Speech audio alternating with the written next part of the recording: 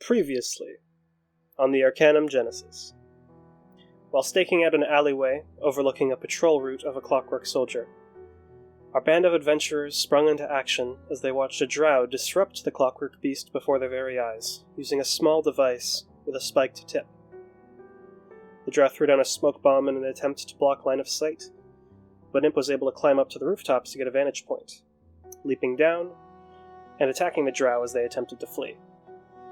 Meanwhile, Amble and Veneria ran up a parallel alley, attempting to cut them off, doing so successfully, managing to knock the drow unconscious. They rushed to grab them, but before they could, they were assailed by the clockwork soldier, now gone haywire. Veneria released a blast of flame towards it, striking and superheating the core of the clockwork monstrosity, as Amble was impaled not once but twice. His anger was incurred, and he released a blast of ice energy from his mouth, directly into the core, causing a thermal shock. The clockwork soldier shattering and breaking apart from the inside, sending a shower of splintered metal out behind it, before it collapsed to the stone streets. You dragged the figure back to the clockwork soldier. Oh, that's wrong. You dragged the figure back to the magic circle, and summoned Aramis for the interrogation. After a short line of questioning, your interrogation was cut short, as the figure took some sort of poison embedded in a false tooth, causing a swift demise. In his bag, you managed to find a note written in a foreign language. Aramis identified it as Undercommon, a language he was familiar with but hadn't studied in some time. The party taking the night to rest, Aramis stayed awake in an attempt to fully translate the message, spending the entire night and most of the following day to do so. The letter told of a temporary base of operations in the aqueducts below the city, just northwest of the central clock tower. The party went to investigate, entering into the aqueducts. Oren, picking up a trail, led the group towards a small encampment of drow. After a brief combat, 2 of the 3 drow lay dead, the other having escaped beneath the surface of the water. Investigating the site, they managed to recover plans written in Undercommon. But there was a map, and on that map was marked the Magic Circle. They rushed back as fast as they could through the winding streets of Solendist, and as they rounded the corner, off in the distance, they could see several drow outside the Magic Circle. One figure bursting out from the front door in a full-on sprint, sword in hand. They looked towards the group before darting into a nearby alley. Shortly after, the front of Avar's shop was engulfed in a massive fiery explosion, many of the drow screaming and collapsing as they stumbled away from the storefront. The party approached, making haste, looking through the now burnt and broken front door of the Magic Circle. They saw Avar bloodied and beaten, leaning his back against his work desk, holding up a bloodied hand towards the front of his shop, wreathed in arcane energy, and missing 2 fingers. Imp ran up to support him before he could collapse. They gave him a healing potion as they sat him down. He explained to them what happened, the attack. They had stolen a powerful artifact, known as the Chrono Cadence, a ring that gives the wearer dominion over time itself, although hard to control.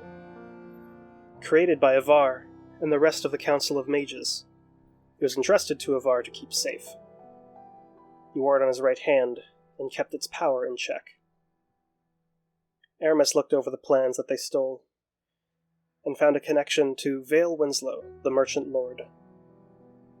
The party left after a brief rest, and traveled to the northeastern district of Solendist, to the home of the Merchant Lords. To the home of Lord Winslow. Entering through the aqueducts, they managed to enter into the backyard of the gated home, Imp silently climbing up to the rooftops, letting down a rope for Amble and Veneria, leaving Oren in the garden to wait. They entered in through a rooftop passageway and made their way into the office of Lord Winslow. As they opened the door, he said simply, "You're late. Come in." I thought we were early. Hold on. Also, I can hear you typing, Shad.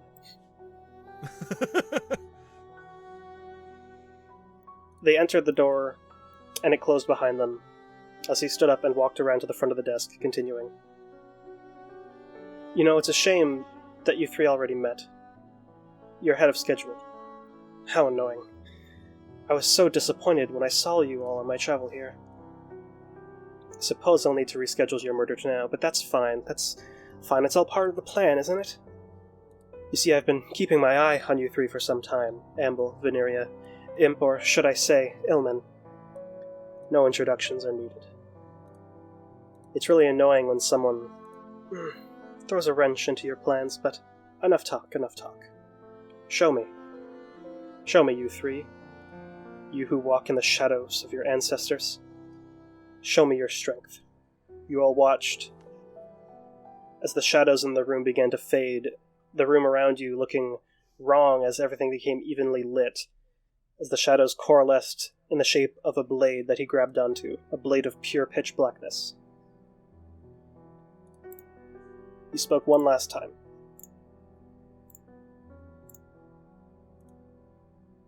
Saying simply, "Show me your strength, you mockery." And this is where we resume. I need you all to roll initiative. Damn, okay, just right into it, shit. Well, fuck. Hello. Holy shit. It's time to roll. This motherfucker wants to start a fight, we gonna start a fight. Ooh, okay, I'll take that roll, damn. Nice. Damn. Not the shit on your party. I also have a fucking advantage on rolls, I believe. I remember I set up the token to do it automatically. Also, you're a bit robotic right now, Kip. Yeah. Ah, okay. Okay. So yes, Yes. this man has pulled a blade on us. He has. Also, real quick, because I know you've forgotten before. KJ, has Veneria casted Mage Armor? Probably not. Would she have? I know you didn't. Would she have? Yeah, more than fucking likely. Okay, I will allow you to do that if you want. Yeah, fuck it, let's roll. Okay. And doing so activates your Arcane Ward. Don't forget about that. I will immediately forget about that. It's added to your temp HP. Alright, cool. So, yeah, Starting off, Amble. Oh, What wait, don't forget to roll for Orin. Wait, no, Orin's outside. Yeah. Well, should I do it anyways? Just because I hope to bring her back in? At least that's the intent. I don't think there's really any way to do so at this point in time. Start of your I turn. have a plan. What do you I do? have a plan. Let's see now. I need a ruler because I can't count. Well, I was thinking about going the other way. I mean, there's a table there, so I don't know if I can just, like, simply, like, aha! Yeah, you can just do that. Oh. Right Oh, click, cool. by the way, to leave a marker. Oh, look at that! Yep. Fancy! Fancy. Huh. Alright, so that's exactly what I'm gonna do. I'm gonna walk over to this corner, Alright. and I'm just gonna badmouth him and be like, "You wanna fucking start a fight? We'll fucking start a fight!"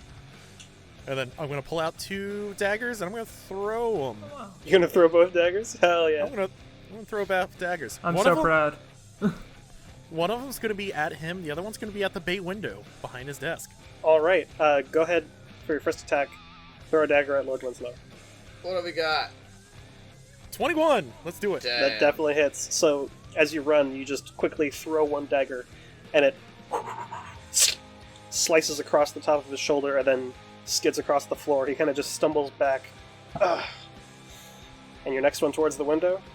I'm Yes. just telling you now, it has an armor class of 10 and 2 hit points. Fly true dagger!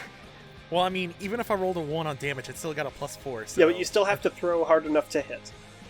Okay, so... Okay. 22. Okay. he So- hit the window a slight bit harder than he hit the man we're trying to fight. Yes. So, I as feel like that speaks as- volumes. let me explain. As he stops, he spins, and in his other hand he has his other dagger ready, and he whips it towards the window, and just as it shatters this window, sending shards of glass out upon 2 unsuspecting drow standing by the front door. Oh no! Damn it! You hear ah.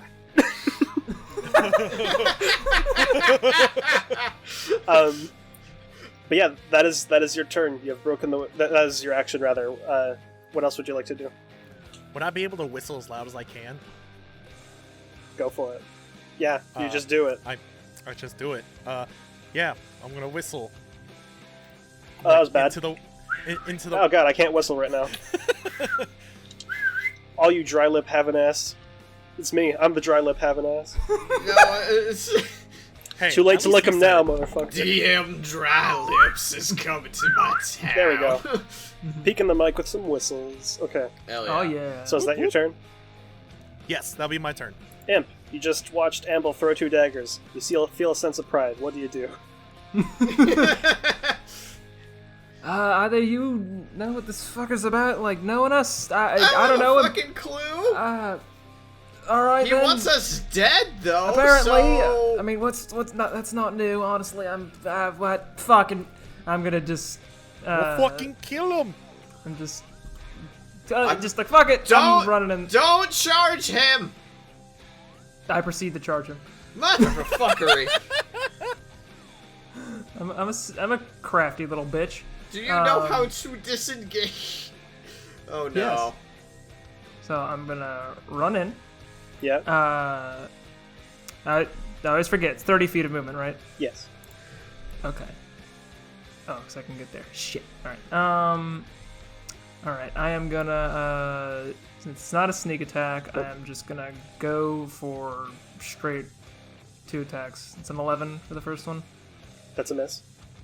Okay. And an 8.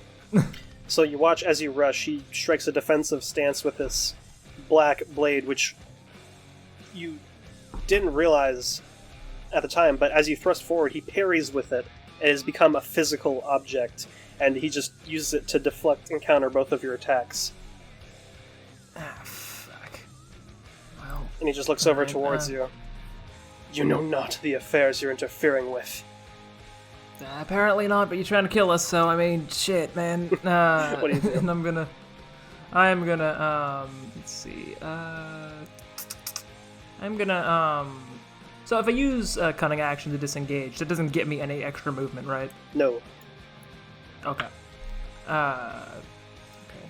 So in that case, I am gonna, oh wait, and also, does Uncanny Dodge work on attacks of opportunity? Yes, it just uses your reaction. Okay, in that case, I am going to use my cunning action to dash. All right. And I'm gonna party over here with Amble. All right. He will take that attack of opportunity. Yep. Uncanny Dodge. He rolled a 3, so he misses. Okay, never mind. Never mind. So as he was striking a defensive stance to block your blows, and you use that when he's not as offensively capable to back away, and when he goes to strike, he's in no position to actually land a blow. You manage to get away with that any problem. Veneria, Alright then. it's your turn. I clap my hands together, and I say, I literally have no time for your bullshit. And I cast Fireball. Hell Oh yeah. no! Oh no! Time for Oh, a no, dexterity no, no. save. Let's fucking peep that shit out. He rolled a 7. Well, time for him to get Cool! Eat You it! take Eat a 88 dick. fire damage. 8d6. 8d6? Yes. Ooh, it's a pretty visual. Where do you put it? Don't cook it in, please. Basically right there. Cook the imp! Cook yeah. the imp! No! There should be an option on this That sheet. Yep. is 34 damage. All right. He takes yeah. all of that. Fucking she Crispy. just throws her hands out, and from this point on the floor, basically between his legs, you just watch this explosion erupt. Balls first. Oh god. You all watch from the outside of this ring of flame. The silhouette never Chestnuts fades. roasting in an open fire. The silhouette never fades, as you can see the blade absorbing the shadows created by this influx of light, and the silhouette of Winslow himself almost looks wrong, as if, like, twitching, as if... Doesn't look like a man, almost. And then the flame dissipates. The ground below him now alight with flame. The walls now burning. Bookshelves in the back crackling with flame. You see him again, and he is burnt. Some parts of his hair have been singed. Parts of his armor are ignited. And he just looks towards you, Veneria. And now it's his turn. Cool. Bring it, asshole. Alright. He's gonna do that. Let me, let's see here. He's gonna walk towards you, Veneria. Oh boy. And as he draws this blade up, you should have just died in Waterkeep, and slams down with this blade towards you. Alright. That is a 20 to hit. Absolutely. Alright. Oh, now he rolls high. I see how it is. You rolled a 16. So that is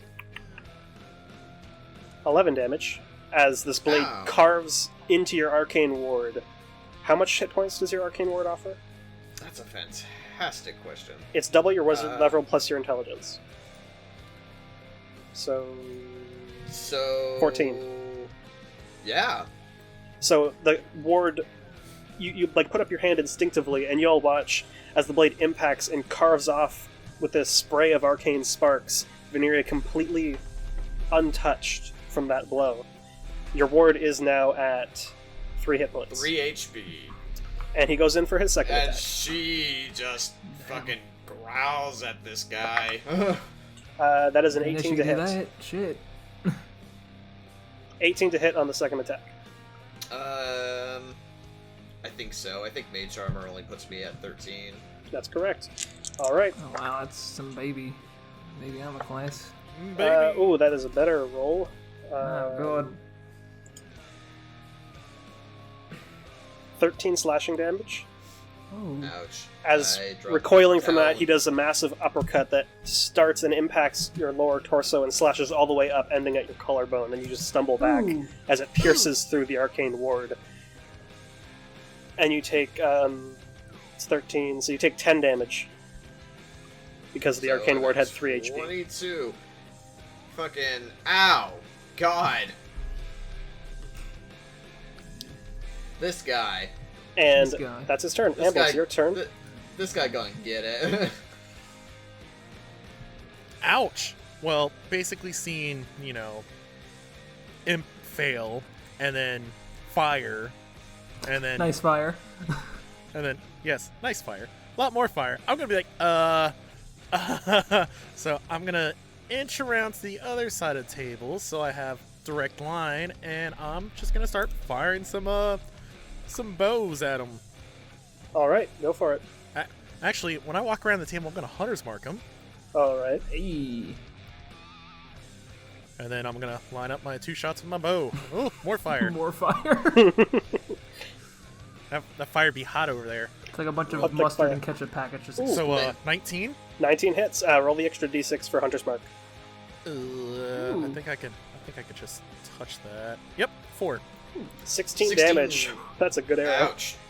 That's Yeah, it is. So as his back is turned, attacking Veneria, you just loose this arrow and it impacts right into the back of his shoulder, and he just kind of staggers forward and turns towards you with anger in his eyes. You still have another attack. Oh, I'm just gonna be like, yeah, nice seeing your pretty face. With a 18. Also hits. Roll Hunter's Mark again. 1. 9 So, damage. 9 damage. Very nice.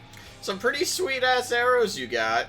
So as he turns to face you, you shoot another one, and it goes right past, scrapes against the side of his head, and doesn't quite make a direct impact, but it's a pretty nasty gash on his temple. And he just staggers back from it, clutching onto the side of his head, looking at you angrily. Imp, it's your turn. Can I say as a bonus action I give him a little kissy emote, just like mwah? You used your bonus action to Hunter's Mark. Imp. Damn it! Alright, well, if you want to add flair, you need to think about that ahead of time. Well, seeing this fucker get turned into a bit of a pincushion, I'm just gonna fucking run in there and both daggers out, go for a sneak attack on him, like flank around the side a little bit. Alright. And let's see if this works. If you want to go here, you get advantage for flanking. Wait, what? If you want to go to this square, you get advantage for flanking. It's got to be direct opposite, just so you know. Oh, interesting. Okay. Okay, so Advantage. Advantage. Oh, that's right. Okay, flanking gets advantage. That's right. Yeah. Oh. You've opened up his mind! Yes. So Tao, I'm gonna forget this every goddamn session. For the global damage modifier, where we have sneak attack, I can click that instead of clicking sneak attack weapon. Yes, you can. Okay. Okay. In that case, let's do. That hits? Yeah. So, as he's turned, looking towards Amble, you rush forward and just one quick jab into his gut with the dagger. You manage to push it off. But yeah, that's a good hit. 14 damage. Alright, and then I'm gonna go for the second swing with my other dagger. Yep, no sneak attack this time. No sneak attack. Do I still get advantage? Yes. Awesome. 19. 7. Ooh, Triple sevens. very nice. Lucky. Yeah, as he pushes you away, you kind of slash out with your other hand and just cut him across the top of his face, almost going through his eye, but just narrowly missing it. And he just kind of like staggers back. Veneria. No, wait, hold on. I'd like to use you want to do thing? cunning action. I just want to disengage. Sure. I'm gonna fucking backflip atop this table, just giving myself some distance. Hell yeah, that's sick. Yeah, I'm gonna give him a thumbs up and be like, damn, that was sick. Sick, dude. All right, Veneria, what do you do?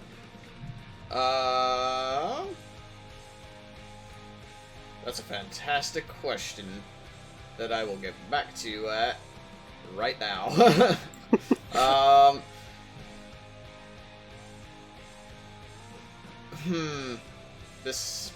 The thought that crossed my mind seems far-fetched. Okay. If I would be able to pull what I guess would be called a cool maneuver, would she be able to hold her hand up to that blade, like, as he is being attacked by Imp, and pull her own blade from those shadows? You can certainly try. I'm gonna give it a go. For the sake of this, I'm going to need you to roll an Arcana check. Okay. Interesting. Combat Arcana. That's a 26! Hell yeah, dude. Big money. Alright. So you watch as he's distracted, back turned to you now. You reach forward, and both you, Imp, and Amble watch as Veneria, these tendrils of darkness just begin to curl off of his blade and curl around your hand and up your arm as this blade begins to form. And you see his... It used to be pitch black, absorbing all light, but now it's barely transparent. Like, just ever so slightly transparent. Maybe some of the more powerful aspects of this weapon have been rendered weakened a bit. And you have cast Shadow Blade successfully. She is going to attempt to run him through. Make an attack with the Shadow Blade. Can do. Vin's God, fucking please. pissed. I clicked the bubble. Oh, You have to click the attack. of course on I your clicked sheet. the bubble. I need to click the attack. Yes. My mind is somewhere else right now. Oh, I don't think I have an attack for Shadow Blade. It's an attack with your dexterity plus proficiency then. Shit. Just roll your dexterity, be- add 3. Yeah. Fuck it. Oh, that was a save. Still a 4. It's the same modifier. So as you swing up with the Shadow Blade, he turns and just strikes down against it, and just kind of looks at you confused for a moment, and looks down to his blade, It gives you an angry look. At the end of your turn... And Oh, go ahead. As a bonus action, all I say is, you're going to lose this fight. Well, you used your bonus action to cast Shadow Blade. God damn it, just let me have this. She thinks it. She thinks it very I'm about loud. to say, all right, there. Talking like, is a free action. I'm pulling your leg. Nah, man. Now I got to spend a spell slot to speak. At the end of your turn, make a perception check. Really? Yep. Just me or everyone? Just you. Okay. 18. You hear very faintly the sound of wing beats as it's Vale's turn.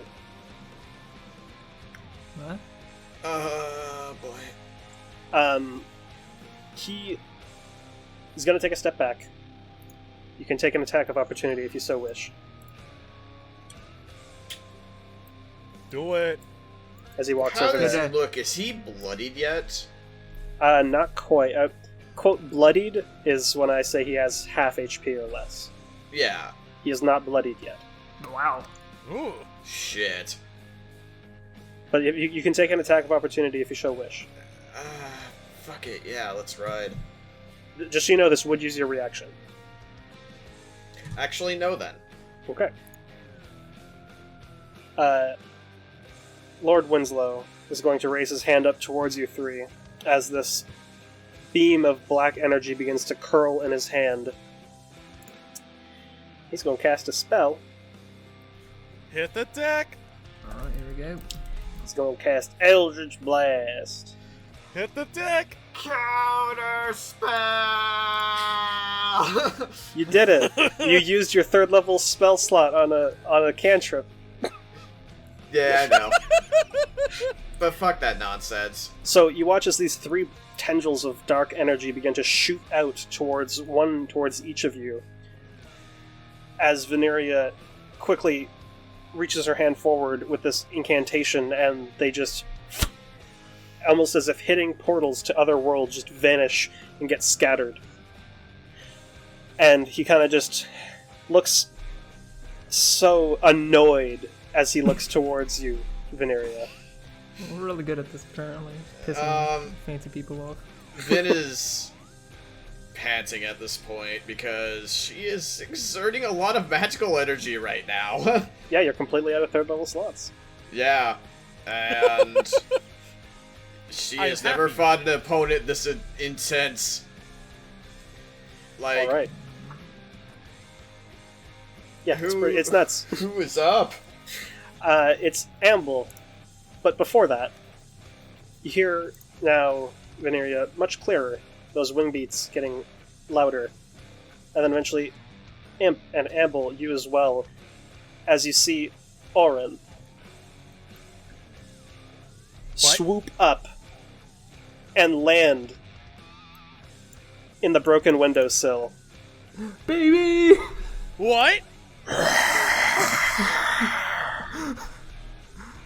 Please roll initiative for Orin.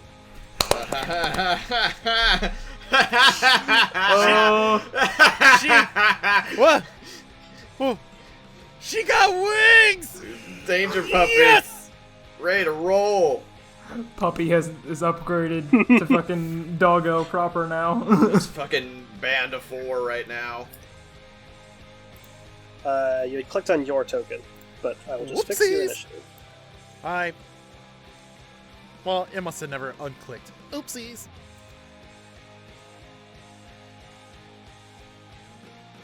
Alright. Well, It's your turn. After seeing that, I'm just gonna be like, Orin! You know, just like squealing basically. Yeah. But then it's like, but then I'm like, wait, we gotta fight. We gotta fight. Yep. So I'm gonna move down past Imp, give him another thumbs up for that sweet ass backflip. It was a pretty cool backflip. It was a sick backflip. Thank you. And then I'm just gonna fire off 2 more longbow shots. Go for it. 21. Hits. Oh shit. With Hunter's Mark, +3. 8 damage. So 8. Alright. You see, he holds up his hand almost as if trying to, like, deflect in some manner, but it just carves into the side of his hand. And he just kind of, like, is staggered a bit by it. Next attack? Damn, that's pretty sick, not gonna lie. I'm trying to boost That's a my, 10. And the next one, with the same hand, he corrects it and forces this almost arcane ward, and the arrow, it just impacts and shatters into his palm, and it recoils back, but he's not injured by it. Well then, alright. Alright, is that your turn? Yeah. Alright. Imp, so go. Alright, now here's a question. Yeah. Do I know where Amble keeps the daggers on his person? Like, is it in a very clear, obvious, like, satchel on his side, or...? If you recall, I went to a fucking knife stall and had, like, what, a dozen fucking knives, like, in its own, like, little sheaths and everything. Because, you know, all cool knife shops have, like, their own, like, little cool pouches and whatnot, so it's all over my belt. No, Okay. it's most likely all in one pouch, purse, Alright. bag. Gonna have to get your permission on this one, Tal, but could I, like, go over to Amble, yoink one of the daggers out of the sheath, and just chuck it right at Lord Winslow? If Amble wouldn't resist, yes. I probably won't even know what's happening, Alright. so... So, yeah, I you feel can do like that. you'd be pretty fucking aware, dude. You like nailed these shots. Alright, could, Well, that's Nah. the thing. I've been focused on Lord Asshole. Yeah. And oh, the fire's also growing too. Yes. So I'm focused on that. Oh. And then Imp just coming up. Yeah, I do not resist at all because Yeah. I'm just like, oh, hi. Yeah, speaking Alright, of, the fire has been spreading across the room. But go ahead, Imp. alright. Well, another question. Does dual wielding apply to thrown weapons, or only melee? I allow it to be thrown daggers. You could do a bonus as well if you want. Then I'm taking 2 daggers and I'm throwing them right at that man. Go for it. Make those rolls. Alright. Not sneak attack. Just straight rolls. Okay. Oh, still on advantage, but Still it's at 24. Oh, yeah, okay. It's always the first And- roll. And then, second roll is a 9. So the first one, it impacts and actually embeds itself into his upper arm. He kind of just pulls it out and tosses it aside. And then, very similar to what he did with Amble's arrow, as you throw the other dagger, he just slaps it out of the air with his hand almost. And Right then. that's it. Alright, I'm just gonna mosey on, like, right over here, and yep, yeah, okay. Alright. It's Aron's turn. Alright. So I think she is gonna jump up onto the table, Alright. and it looks like she's got a new attack here, along with new wings. So She does. Go ahead. we're gonna do her stinger. Yep. Ooh. Alright, that 16. just hits. 16. 16, oh boy. You watch as, from the tip of her tail, this small little spike just slides out, and just, like a scorpion-like motion, just tail whips over the top and just embeds itself into his collarbone, and he just pushes it away. 10 piercing damage. Whew. No poison yet, because she is baby, but Baby, it's learning, baby. baby's learning. Lord Winslow is now visibly bloody. Oh boy. Veneria, it is your turn. I'm going to swing away. Swing away. Are you gonna approach? Yeah. Alright. Boink. Comes out to 11. Yeah, it's a miss. So he parries the first one, or that's your only attack. He parries the attack again with his blade Dangus. as he speaks out towards you. Like lost little children. Pathetic. And it's his turn. Fantastic. As he grabs onto your shoulder and pushes you out of the way, and holds his hand out towards Amble and casts Blight. I need you to make a Constitution saving throw. All right, come at me, bro. Constitution. Well then, that's a natty. That's a natty. That's good Natty because this 20. is a lot of damage coming your way. Oh no! I'm gonna use an app because this is too many dice to roll. Oh God. So 45 excuse necrotic damage. Halved. Ouch. Halved. Okay. Ooh. 22. All right. 20. Oh, 22. Jesus. 22 necrotic damage. Holy shit. Ouch. As you watch the white-scaled dragonborn, between the cracks of the scales, wherever you can see veins, they just blacken, and you just feel this wave of lethargy as you almost stumble to one knee, but you focus, and with this rage, you just maintain yourself and maintain your consciousness. Ooh. Not Brutal. just pointing out to anyone who isn't aware, if he failed to save, he instantly would have dropped to 0 hit points because he has exactly 45 health. Wow. Yeah. Okay, yikes. Fuck. He rolled really high. Yeah, he did. Jesus. On 8d8, he rolled 3 8s and a 7.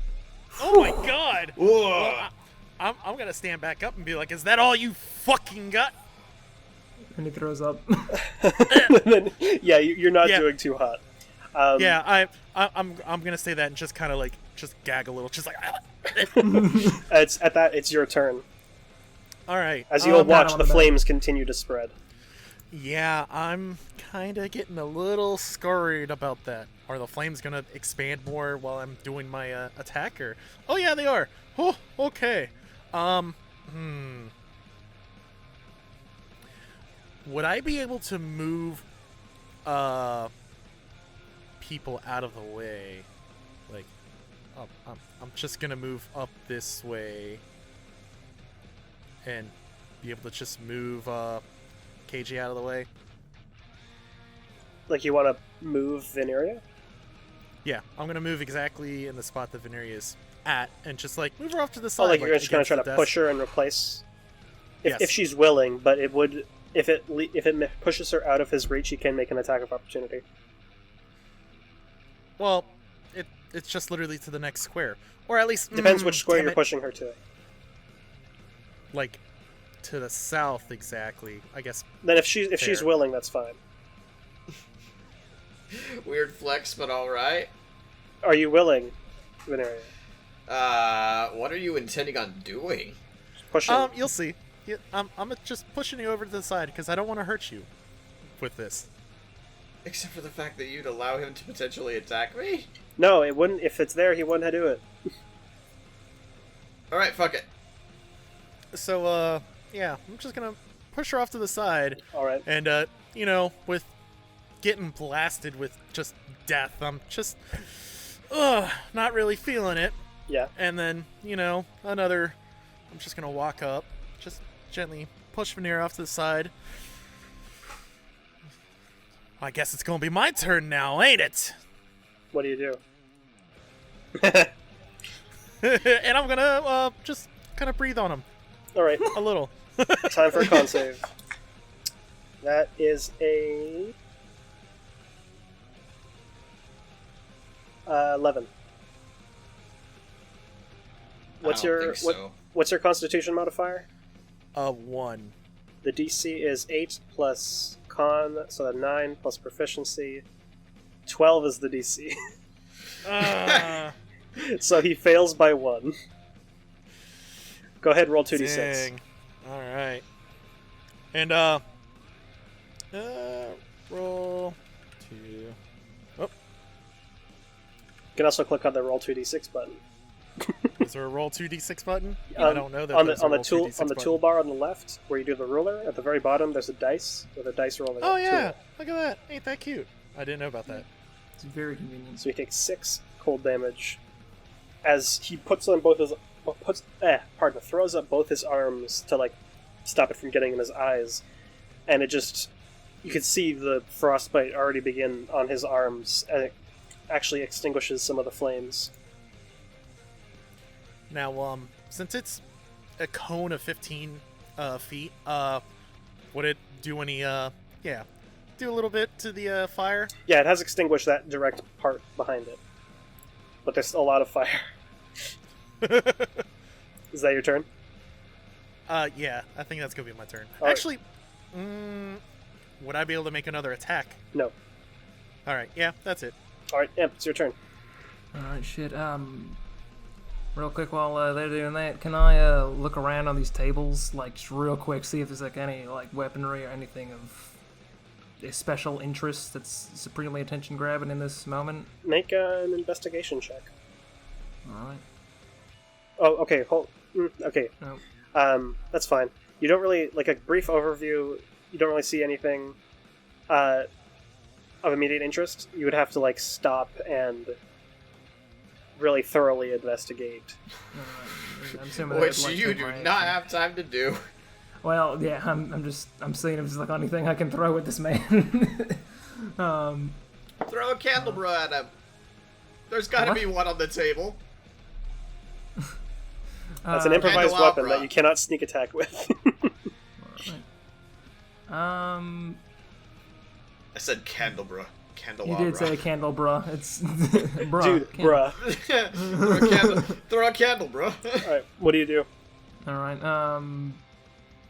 I think I've asked this before, but flasks of oil. If I wanted to like throw it and like break it on him and like coat him into stuff, doesn't that like coat us a certain cube? It'd be like an improvised ranged attack, so it'd be your dex, no proficiency. It would do more damage if you do a direct hit. You could also just throw it at his feet for free. Alright, and the range on thrown weapons is 30 feet? 20 feet, regular, 60 disadvantage. Alright, then I'm gonna get right here. Alright. Yeah, I'm gonna go right there, and 5, 10, hold on, let me make sure I'm actually using the correct tool. One of these days I'll understand Roll20. Okay. I'm gonna take one of my flasks of oil and just try to fucking, like, just peg it right at his head, try to break the thing on it, and just coat him in oil. Go for it, make that attack roll. It's just dex, no proficiency. So just make a dexterity check. Just a dexterity check, no Yep. proficiency, okay. Dex. Am I blind? Yes, I am. That's where your stats are. Yep. Ooh, 7. Yeah, so as you toss it, just like this overhand throw. Let me describe it. This overhand throw. Yeet! And he turns towards you, seeing it, and just slices down with the great sword and just destroys it. You see where the blade impacts it, almost as if there's no remnants. It's just gone. Thanos snapped. Okay. Basically, like, as it impacted the flask and cut it in half, the oil that the sword passed through was destroyed instantly as it just clatters to the ground by his feet. Okay, that's cool. Can I use dual wielding to throw another one? I would allow it. Fuck yeah, I'm gonna do that then. Alright, I got 2 of these things, we might as well. Okay, let's see, dexterity. Fingers crossed. Hey, second 4! time's a charm. That one! So as you go through another one, he just like sidesteps and just into the flames, and you see the flames intensify a little bit. Where it I'm just gonna impacts. shrug. Is that your turn? Fuck it, yeah. Alright. Oren. What does Oren do? Had a big brain plan there, god damn it. There was a big brain. You fucked it up. Now, Boy can't play with, softball. What the hell am I looking at here? Would Orin be able to do it? No, probably not, because fucking beast handler shit. What you gonna do? I'm sure she does not like any bit of the fire, so would she be able to attack and just kind of keep going? Like, kind of do a leap attack? With Like her attack claws and then run away? Yeah, I mean, she's gonna essentially jump, out over here and then just start, She'd back provoke over an here. attack of opportunity, but yes.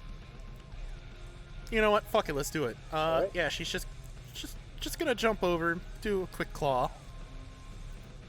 15? That just misses. Oh, Wow.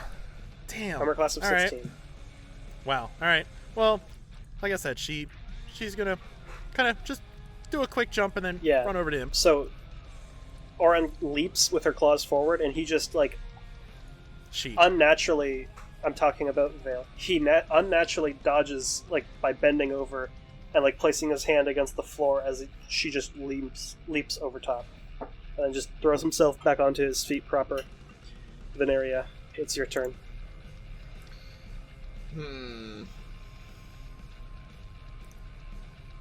Oh, also, Oren's just gonna. Oh, hello there. You big and pointy. Just flap those wings. Look what I got. Tao, Yep. can I use a bonus action to throw the Shadow Blade? I think it's an action to throw, bonus action to recall. Huh. Fuck it, I'm gonna throw it anyway. I'm gonna throw it at him. It would be more effective to just make a regular attack, because ranged attacks in melee are at disadvantage. I'm gonna be real with you. This whole dexterity blade thing ain't working right now at this proper time. I'm feeling I need to cast some fire on this asshole. But You can always just drop the spell then. Yeah, I think I'm just gonna have to do that and just fucking cast Scorching Ray instead.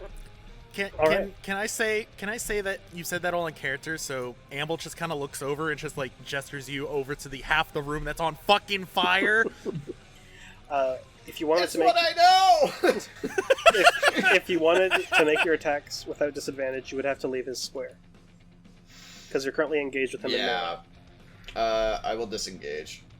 That would be your action. I mean, You're going to disengage without using the disengage action. Like you're going to walk away and provoke an attack. fuck. Yeah, I think I am. It's Alright. gonna not feel great though. He will take that attack then. Go ahead and move your boy. Okay. Gal. Cat. Uh, That is a 23 to hit. Ow. Mow. What the hell do you think? Yeah, that's why I didn't ask if it hit or not. The blade is weakened, so you only take 8 slashing. That's not bad. Ow, though. Yeah, That'll as feel great. one-handed overhand slams down as you're leaving and just nicks the back of your leg. It hurts. Ow! 8 slashing. Cool. Have 3 rays. Make your attacks. Boom. That one misses. That one misses. Damn! What a sad display. So all 3, you're trying not to hit Amble in this moment. So all 3 you shoot, and they go over, over his shoulder and curve down towards him, and he projects this ward up, and as the rays impact, they just curl around, and nothing makes a direct impact. God damn it. Is that your turn? Yeah, it is. All right. I'm basically just dancing around those scorching rays like, ah! You didn't even see him coming. You just saw past you. Yeah, again, I'm just like, oh, God. Adding more fire to the fire. On his turn, he's going to move up here. And you can take an attack of opportunity if you want, Amble. Oh, abso-fucking-lutely. Let's see now. Oh, that's orange sheet. Let's, because this is going to be fighting style. Short sword. Oh! Oh! Oh! Oh! Let's go. Natural 20 for a nice, smooth, silky. Oh, wait. 16. Also Hunter's Mark, too. Also Hunter's Mark. With an extra 2. 20 damage. An additional d6, actually, because it's a crit. Oh, okay. I'm going to use the fancy little... Oh, no, wait, I can't. No, wait, I can't. The dueling style isn't doubled, but 22 damage. Oof. Oh. Wow. He has a very nice amount of HP. That was a mistake, biatch. Oh, it's a hint. It's 69. Oh. Oh, no. As he tries to disengage, you thrust forward and just stab straight into his side, and he turns and pained. It's a deep wound, but it's not enough as he manages to get in between the tables. Fuck. He's breathing heavily at this point, bleeding from a lot of different orifices, and he just looks towards you. Too weak. Too slow. And he puts his hands together and is going to siphon life in a cone. Oh.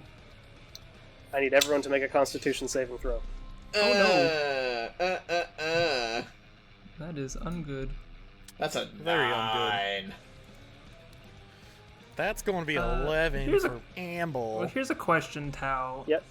Does this... Oh, I'm assuming this does not count as psychic damage, huh? No. Okay. Making sure. And it also does not work with Uncanny Dodge. Nah, Just checking. So, Orin got a 17. Orin passes. You all fail. Oh, joy. Great. You all take 16 necrotic damage. Ooh. Ouch. Vin is down. Oh, no. Shit. As you all see this black fog almost just shoot forward, and like as if it's being carried by this wind, passes through you all, and you just feel your life drain away. And you all watch Venera's eyes roll back as she just collapses against the bookshelf and falls over. Shit. Fuck. And he's just now standing, looking not good. Oh boy. Amble, Friends. please update your sheet, by the way, KJ. Ta-da. So is the fire still spreading? It is. Let me update that. Yeah, I was about to say I'm curious about that because he kind of moved out of my plan. So would I Maybe a little technically be at -2? No, because negative HP doesn't really exist. Fair. Oh, God. I'm going to, as I'm walking up to him, basically ready to stab, kind of like what I did for my reaction, I'm going to look over to Orin and I'm going to command her. I'm going to command her to go get Venera. Okay. And as I do, I'm going to walk up to Lord Asshole. That was a fucking mistake what you've done. Ugh, for a 13. That's a miss. Well, I'm going to slash again. For a Much better. 25! Go ahead and add Hunter's Mark to that. 2. Alright. It's 11 damage. 11. Well, no, more than that. 13. Oh, Duel Links to... I'm unfamiliar with Rangers. So you manage to... You thrust forward and very similar. He's not as well alert. He isn't as defensive, so you're able to get a nice hit on his upper torso. And he just staggers back, and you just see... he coughs up this small gout of blood, but he's still kicking. Imp, it's your turn. Alright, fuck it, I'm gonna do a bit of a flashy move. I'm gonna fucking... hold on, let me make sure I'm picking the right thing. I'm gonna get behind Amble. I'm fucking just vaulting off his shoulders, jumping over this fucker, and I'm going for just a jumping plunge with my daggers into him. Go for it. Make those attacks. Alright. Would that be considered flanking, or...? Yes, you have advantage. Alright. Hell yeah. Alright. Sneak attack. Alright. Oh! That's a Let's nat 20. go! That's a natural Let's 20. go! That's a nat 20. Alright. For 19 damage. 19 damage. Go ahead and make your second attack. Yeah, I'm going straight into the second one. Still at advantage, and I'm going to go with... That's a 9. Alright, so as you land, you swing first, and you swing a bit too wide and you miss. With your second one, you just adjust, and square into the center of his back, you stab. And he just goes, ah! And he raises his hands up. And just looks towards all of you. And you notice now the cadence right on his finger. Oh, shit. And you see it begin to glow with a white energy. This is not over yet. And then a lot of things happen really fast. Oh, Oh God. no! As time stops. Shit. Winslow is no longer between Amble and Imp, but standing over top of Veneria, with his blade drawn. Oh. You see some of his wounds have healed over. And he turns back towards you. And then there's this pulse from the ring as he raises his hand to stab down into the unconscious body. And this energy begins to curl up his arm, and he looks down at it in confusion as you see his skin begin to loosen and rapidly as it curls up his arm and across his entire body. He's rapidly aging. His hair elongates and begins to become frail. His eyes become sunken as whatever he just did had some repercussions. And he just collapses to his knees.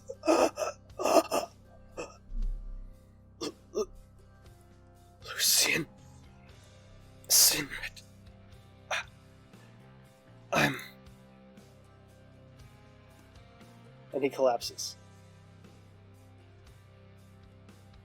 Face first onto the floor. Dead. Huh? What the fuck happened? That's a great question. Room's still on fire. Fuck it, let's get out of here. Yep, Orin, let's go. Alright. As I'm sure Orin's gonna just kind of go pick up Veneria and just get her on her back. I am over Winslow. Yeah. I'm taking a moment to kind of look down at the body. Yeah. I'm gonna take a knife and I'm cutting off 2 fingers from him. Oh my god. One of them that's holding that ring. I'm like taking a bit of like cloth out of my fucking pack, wrapping that shit up, not putting that ring on, tucking it in a satchel, spitting on the corpse. All right. As at this Veneria point, would be so proud of you. I'm assuming one of you is going to try to stabilize Veneria. Yeah. Anyone have a potion? Let me see if Would I be able to feed her some good berries? works Medicine too. check. If you use Goodberry, you don't have to make a check. But as you notice, the Awesome. fire is still rapidly spreading, and you begin to hear shouting from below and stomping up the stairs. Can I rush over and like try to bar the door with this chest that's right here? The chest is actually my error. There's actually not supposed to be a chest there. I forgot to remove it in post. Well, fuck you, God. That's my mistake. Get a table, get a table! But you can try to like jam the lock if you wanted to. Could I use like my thieves' tools Yes. to like purposely try to jam it? Then fuck yeah, I'm gonna try to jam the lock. Go ahead, make an attempt. I was gonna say, here, take one of my dozen daggers and just jam that bitch. Speaking of which, I'd recommend make sure you scoop up some of those fucking daggers. They're good. But what would I roll, Tao, for trying to Thieves' jam tools. the lock? Thieves' tools with intelligence. Okay, Tao, am I at a single hit point? Has he fed- 25. Oh. Damn! Whoa! I break that fucking lock. Okay, just to explain this real quick. Imp, you reach your thieves' tools inside, and you align the tumblers in such a way that is now locked, the door can't open, and then you break them in such a way that they cannot be undone, except by, like, a master locksmith. So, like, you're pretty The door is sure basically bolted. the door is now shut and cannot be unlocked, even with opposing thieves' tools. Amble, do you feed Veneria a good berry? Absolutely. I actually give her, we'll say 8. I'll give her 8 good berries since I'm able to cast up to 10. Alright, Veneria, you're at 8 HP as your consciousness comes back to you. Well, I guess I'll feed her the one. She'll come back and be like, here, scarf these down. We gotta get the fuck out of here. Her hair is just a fucking absolute mess over her face. She looks at the fire and then looks at the body and is like, what the fuck happened? Well, explain later. Let's go. Shad, did you take any damage during that fight? I don't think you did. I did. I took 16 points of damage. Yeah, that's true. Yeah, I think I'm gonna need it more than you, so I'm gonna eat the last 2 that I All right, well, had. fuck you too then. He had 7, my he had dag is 7 now. HP. All right. Can I take just a second to actually like look around the half ablazed room a little bit more carefully? Make an investigation check at disadvantage, as the heat is now getting incredibly intense, and I need to expand the fire. Noted. Real quick. Oh dear. 8. Nah. Yeah, you're not able to find anything of interest, unfortunately. Okay. Vin is leaning on Amla and is like, we're gonna have to take the express route, aren't we? Let's go. Most likely.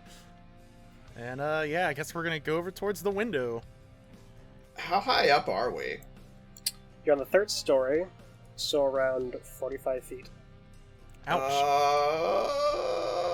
Do I have time to like tie off a rope and throw it? Oh, do I actually even have any? Do I have rope? I cast Still. Feather Fall 3 times. You only have to cast it once because it can affect up to 5 creatures per casting. Well then, fuck yeah. Fantastic. Let's move.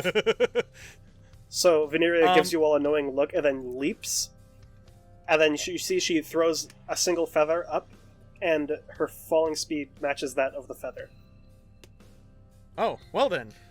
And gestures Time you to go home, join. boys. I'm gonna follow suit and just kind of lead the charge and be like, well, see you down there. I'm gonna hop out, and then Orin's just gonna fly out because she is a baby boss. Yep. You're also affected by featherfall, so you can jump too. The I'm assuming like that investigation check I made earlier would affect his desk too, right? Like, Yes. I can't see. Okay. This is generally the room. Gotcha. Okay. Then fuck it. I guess like once I see my teammates jumping out, I am just scanning back at the blazed inferno, looking at the corpse of what's his nuts, giving a bow, and I'm just falling backwards out of the window. And Hell yeah. it's unnatural because you've done like dives before, Scuba dive. like controlled dives off of buildings, but you don't ever reach velocity. It's very strange. But you managed to all land on your feet in front of the estate, and the 2 drow that were on the front door are no longer there. You see now the flames have begun to spread down to the lower levels and is now curling out the window onto the top of the roof. And this entire place is going up. And you see... Oh, 1 second, my headset just got unplugged. Uh-oh. Hello? Hello? Hello? Also, Shad. Are we Gucci? We can hear you. Can Okay, you hear good, us? good, yep, okay. Yeah, I can hear y'all. Cool. Okay, so to explain what's happening still, you can see now beyond the gates, what looks like probably 500 feet down the road, torchlights as soldiers and anyone on bucket duty is just getting ready to put this fire out, and they're just rushing as fast as they can. What do y'all do? I'm throwing my hood up. All right, follow me, and I'm gonna try to fucking find that manhole that's in the garden and usher us back down as quick as possible. She throws hers up too and is going to cast invisibility on Orin. Nice. Oh, okay. Smart. I'll take it. So That's Orin, my last 3rd level spell slot. second, you mean? Scorching Ray, Shadow Blade, Invisibility. Yeah, 2nd level spell slot. You said 3rd level spell. Oh, I'm sorry. That's on my 2nd level, I apologize. So yeah, Orin, as you cast it on her, you hear an invisible... It's sourceless. It's crazy. Where'd she go? Where'd she go? Where's my baby? But My Imp baby's rushes gone. you all towards the manhole, heading into the aqueducts. And As you see the front gates get burst open by guards and clockwork soldiers, and you all have already descended inside. And say, How as do you- we're diving down, I'm talking into the Ring of Far Speech to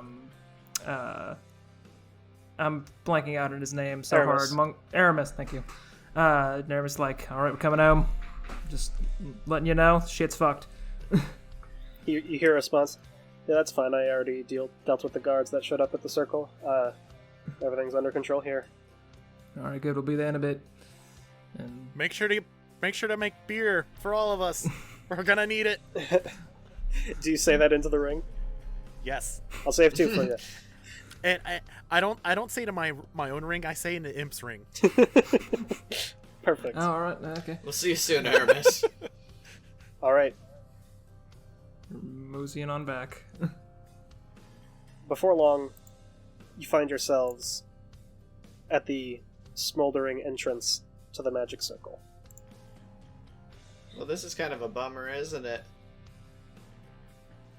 Fuck yeah, it is. Let's reminisce on it, though, preferably when we're inside and not dying and are full of alcohol. That sounds nice. Yeah. Yeah, I'm gonna need a little R&R after tonight. So you all enter, and you see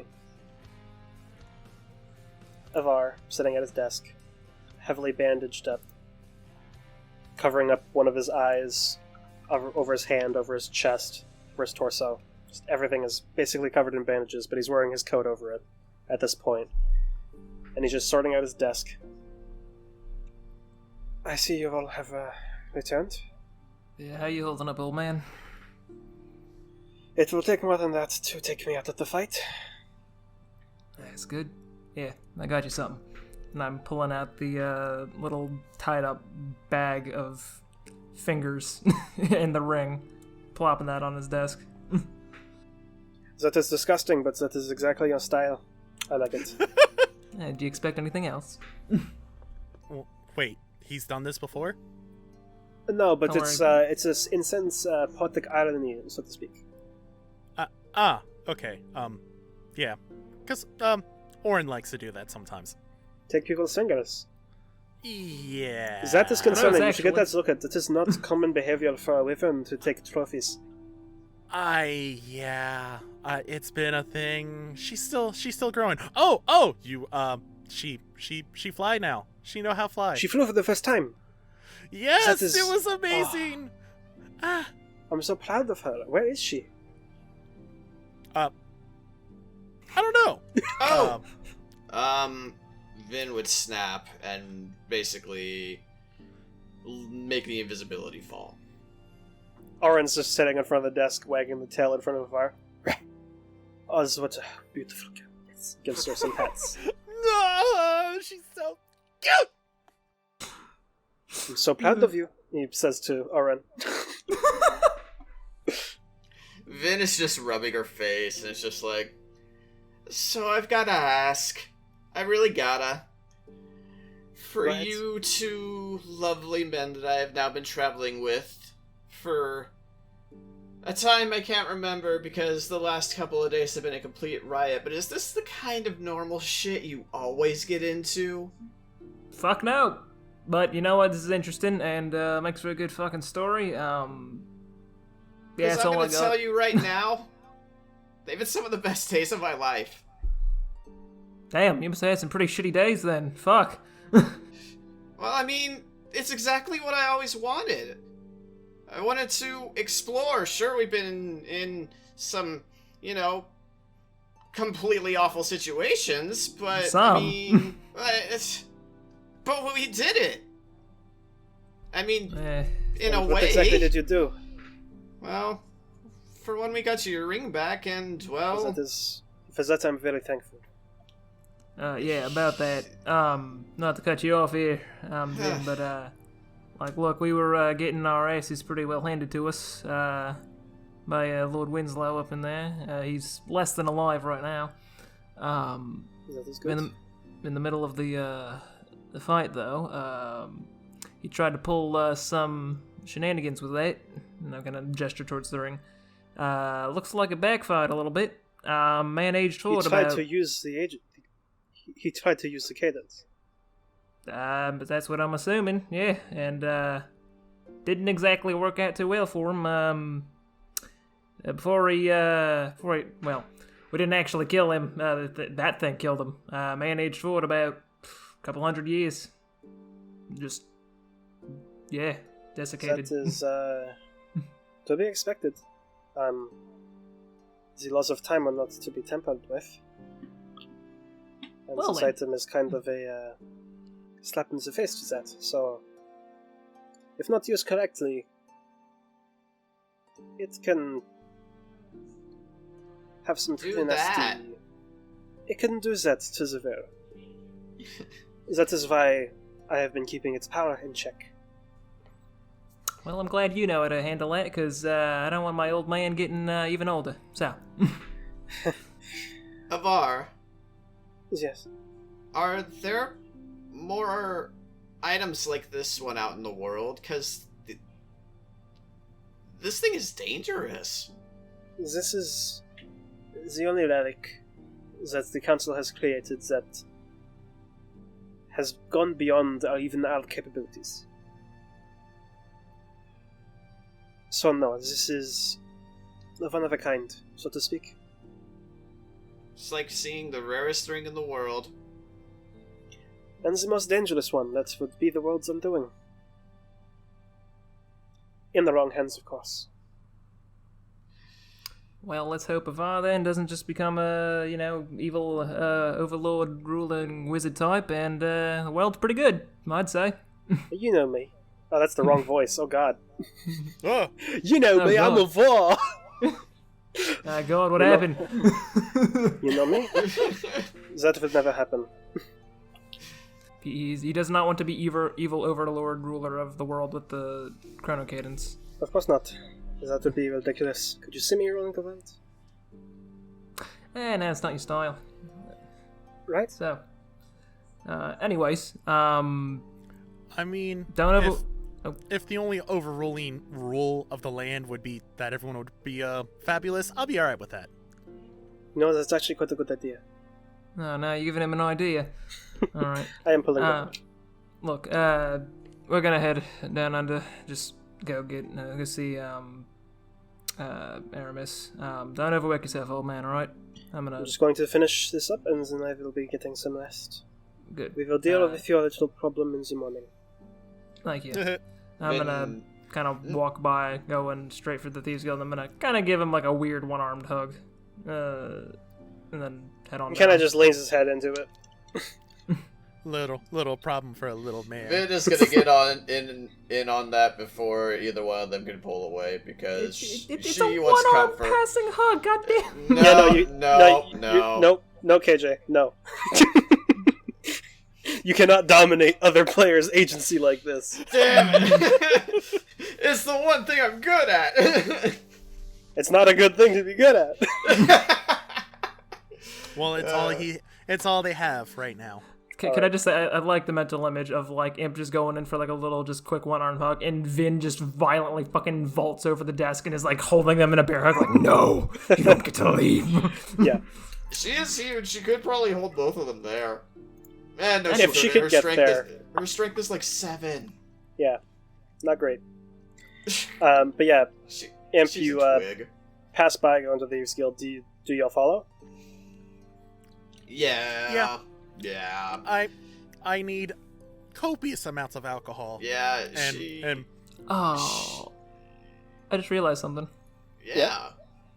When I said we're going to Thieves Guild, I said we're going down under as the fucking character with the Australian accent. That was unintentional.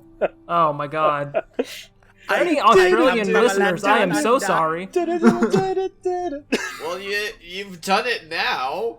I am so sorry. Now Oh, they're goodness. gonna cancel us. Dude, I can't believe we're getting canceled. You better by- hide for Thanks, cover. Shad. Dude, we're gonna get canceled on Twitter. Oh no. Oh Anyway, no. Okay, actually, so- this sounds really obnoxious.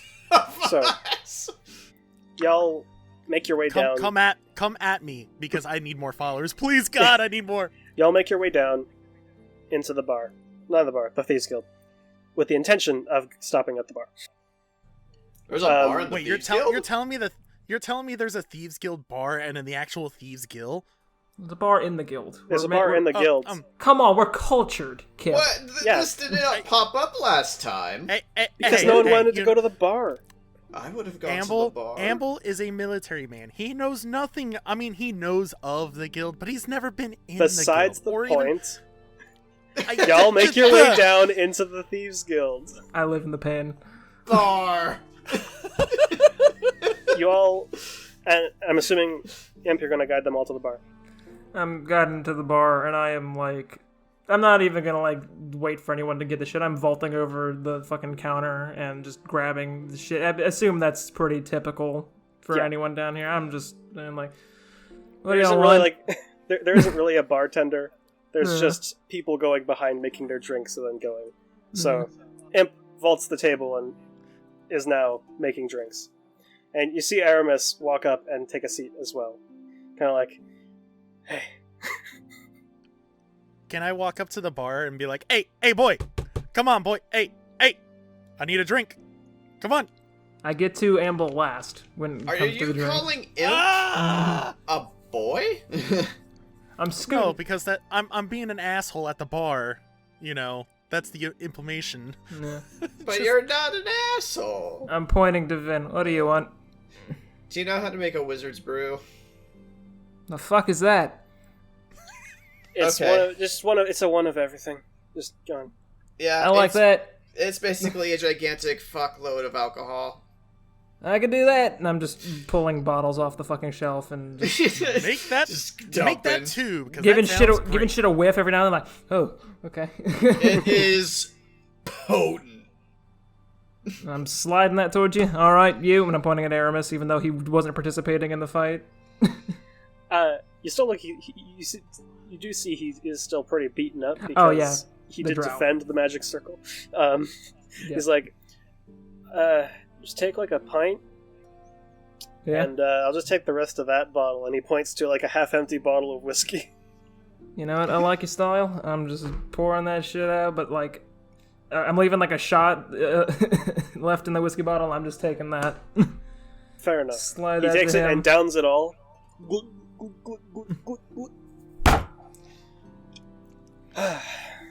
Sound like you needed that. Looking at Amble. Damn. Damn. What do you want? I'll take what they're having. That would kill you, but all right. And I'm gonna just make a wizard's brew, but +1. Cool. Yeet it out. You're telling me you're gonna like spike my drink? No, it's just got even more alcohol because you said you wanted what they have, but more. So you're getting some alcohol with your alcohol, and like in between, like filling up your mug, I'm taking swigs of random shit. Vin holds up her hand, and she's like, "And for flavor," as both of them are made, she holds out her pointer finger and pointy fingers and casts prestidigitation, making both of the cups blue and sparkle. Amazing. Well, that's fucking interesting. Well, that's fancy. It's actually something we had back in the Aetherwood. Is there like, I don't know, I don't want a doggy bowl essentially, as Orange just like kind of nips at me. I'm like, yeah, I know.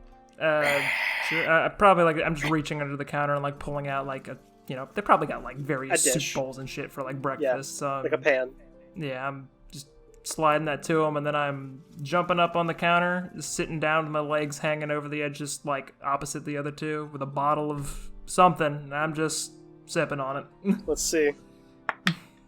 It's absinthe. Oh, God. I rolled a 1 on the d20. Rough! I don't remember the following morning. And that was the last we saw of them. Aramis looks over. So you got him, huh? That and his whole fucking mansion. That thing's probably a big fucking fireball still, thanks to this one. I'm gonna like nod my head towards Vin. That was fucking impressive. Thanks, friend. She plugs her nose and dumps that fucking tankard of obscene amounts of alcohol straight down her throat. Aramis looks towards you, Vin. Hey, you're turning into quite the firebug, huh? That's cute. I like that. That's what we call arsonists. Alright, I'm gonna go to bed because that attack interrupted my sleep. I'll see you in the morning. You go rest up. Don't die. Good night, Aramis. He leaves the room, leaving you alone in the bar. I'm gonna fucking full on like sprawl out on my back across like the top of the bar. Fuck me, this has been an interesting few days. Can I pat your belly? If you fucking touch me, I'm cutting your fingers off next. She starts patting his My belly. accent went to shit there. Jeez. Yeah.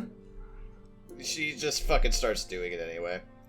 This is okay. And then I'm sliding off that bar and just onto the floor, but like on the inside of it, and I am not getting up. I want to say Orin probably like bumps up to Vanera and just like, I want. Yes, me next. She starts petting her. Oh, fuck, what do you think that guy wanted with us? He seemed to know us. Fuck. Your actual name is Ilman, right? I'm bolting straight up. Fuck. How do you know my fucking name? He said it. Yeah, he said it. You didn't hear it? Fuck.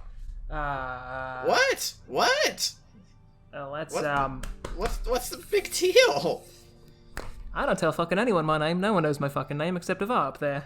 And anyone back in the Aether Garden, but fuck that. I haven't been there in years. Well, congratulations. The two people who have probably been protecting you more than anyone for the last couple of days, and vice versa, now know your name. Who Yeah, I don't in care the about that. How the world- fuck did he know it, though? Like, That's a very not- good question. That's not normal. I don't fucking tell anyone my name. Maybe okay. it was some sort of high insight? I am fucking pacing like a motherfucker now. That isn't normal insight to just kind of know. I really guess fucking everyone's ain't. I name. don't exactly tell anyone that. That's really I'm- something I go out of my way to make sure no one fucking knows. Look. I'm not gonna ask questions because you have whatever it is associated with that, and I'm not gonna pry, okay? Just that doesn't sit right. How the fuck does he know my name? How does he know about us? Apparently we ruined plans of his, like that we met early. Like that something's up here, and I'm not a fan of it. It's fuck. I'm grabbing another thing of alcohol. Easy, friendo. You're the one drinking the fucking abomination of alcohol right in front of you, so I mean, swig. I like how the most lightweight here is drinking the most. In game. Look, fuck you. You know I'm right, and then God fades back into the ether. You know what? No, uncaramelizes your onions. Shit! He needed those onions.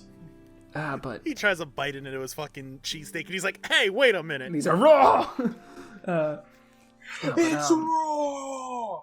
Anyways, memes aside, but like, he knew about us. Apparently, we were all supposed to meet eventually, but we met early. I don't make enough fucking coin to tolerate this shit. I don't understand it. Something's fucking up here. I'm unsure. What do y'all think? I need smarter people than my fucking brain. I mean, we're all in the same boat at this point. There's been so much going on these past couple weeks. It seems like there's bigger parties, bigger plans, just people way above our reach that know a lot more than what we do. Well, And frankly, I don't know quite much of anything. I mean, the obvious question is, what association would we have with these people? But, I mean, of course, we're not going to know the answer to that. What do you propose we do? it's a great fucking question. I'm sure the old man will have something to say. I mean, Clockwork Soldier's going fucking whack. At least more whack than usual. Big mysterious circles of powerful wizard types that Avar's apparently a part of. Merchant lords putting out hits on said, powerful wizard types, getting big powerful relics that could fucking destroy the world. Like, where do we fit into this? I mean, just with being in the military and whatnot, like, we've always been conscious, fearful for most about at least exactly what's going on. Just shit hitting the fan and really all-out war. And I don't want to seem like a downer, but it seems like things might change to where, we might start seeing something. That doesn't happens. If fucking open war is what happens, I'm sitting way far away from that. I am not getting on the front lines of some fucking politician's war. Nope, not me. But, wait. Who would be launching a war? Like... As I quickly look through the map of, it could be, the Frostborn up north. They've never had a likeness to us for quite some time. That's always been our main adversaries. Essentially, we've been ever so conscious of, but there's a lot of uncertainty right now. No, I mean, it's been some time since I've been in, my rank in the service and whatnot, but there's always been that on the back mind of basically everyone. Are those drow types that launched the attack on the circle? Are those Frostborn or Airborne, DM? you would know that drow are native to the Frostborn. Shit. Yeah. Fuck. So... I mean, I would say that they're native, but whether or not they're here to cause us harm, we don't know, because out of character, you did say that they do still live in the Wildwoods. It's just they're more pronounced in the Frostborn. Very sparsely. Yeah. Like, so there might be 3 in all of Sullen Mist. Maybe. yeah.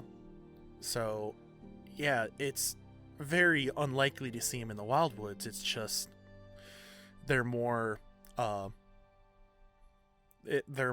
attuned to their homelands of the Frostborn. So Yeah, right. we don't see them here often at all, if any.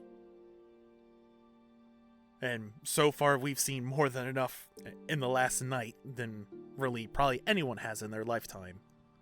I mean, like, if these Frostborn types are, like, trying to start open war and are trying to go after, I don't know, I guess just members of this circle that Avar's in, trying to get powerful artifacts and just use, I guess, against the rest of the world to like, help with their war. I mean, shit, that's what I'd do, but clearly they suck at it.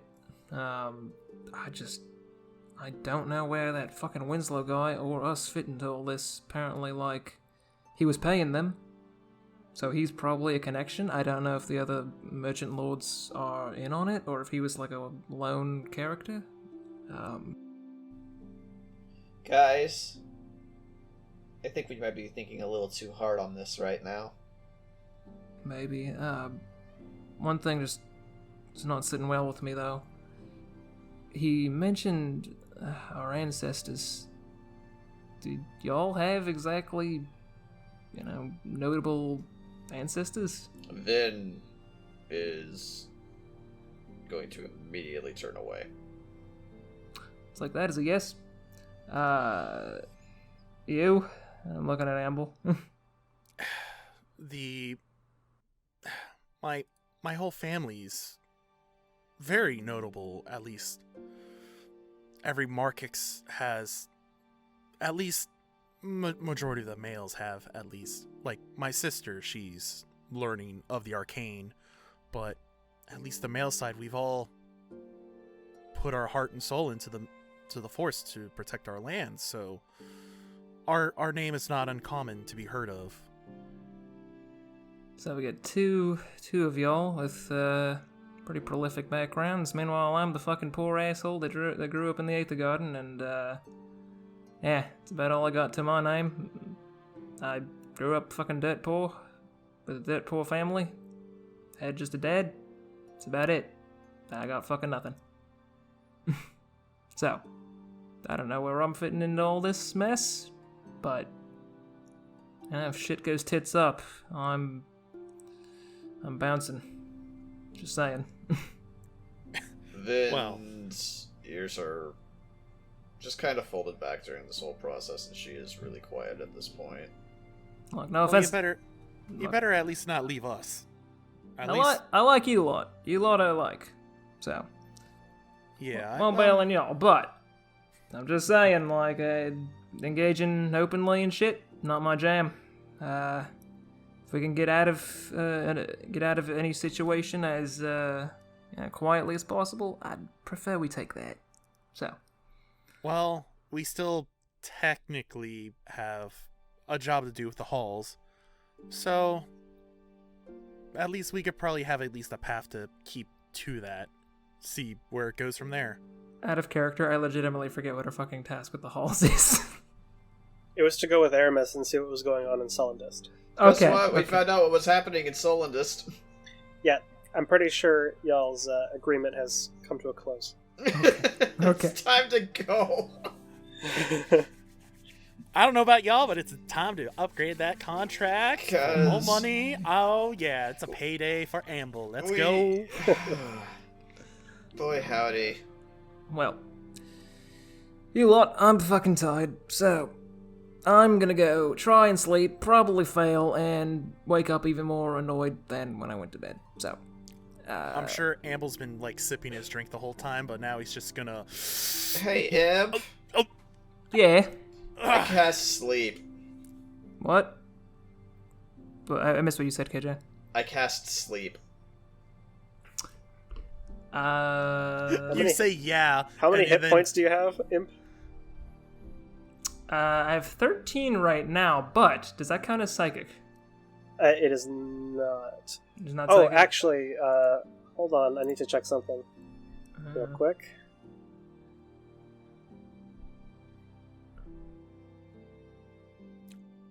If Imp doesn't fall asleep, I sure as hell do. Okay. Yeah, that doesn't come into play here. But roll 5d8, Veneria. Okay. Let's see if you can beat a 13. Oh, wait. 5d8, you had a 12. So, Veneria, you cast the spell. And you think it should work. And you watch. There's this faint glimmer in his eyes almost, and he seems unfazed. Yeah.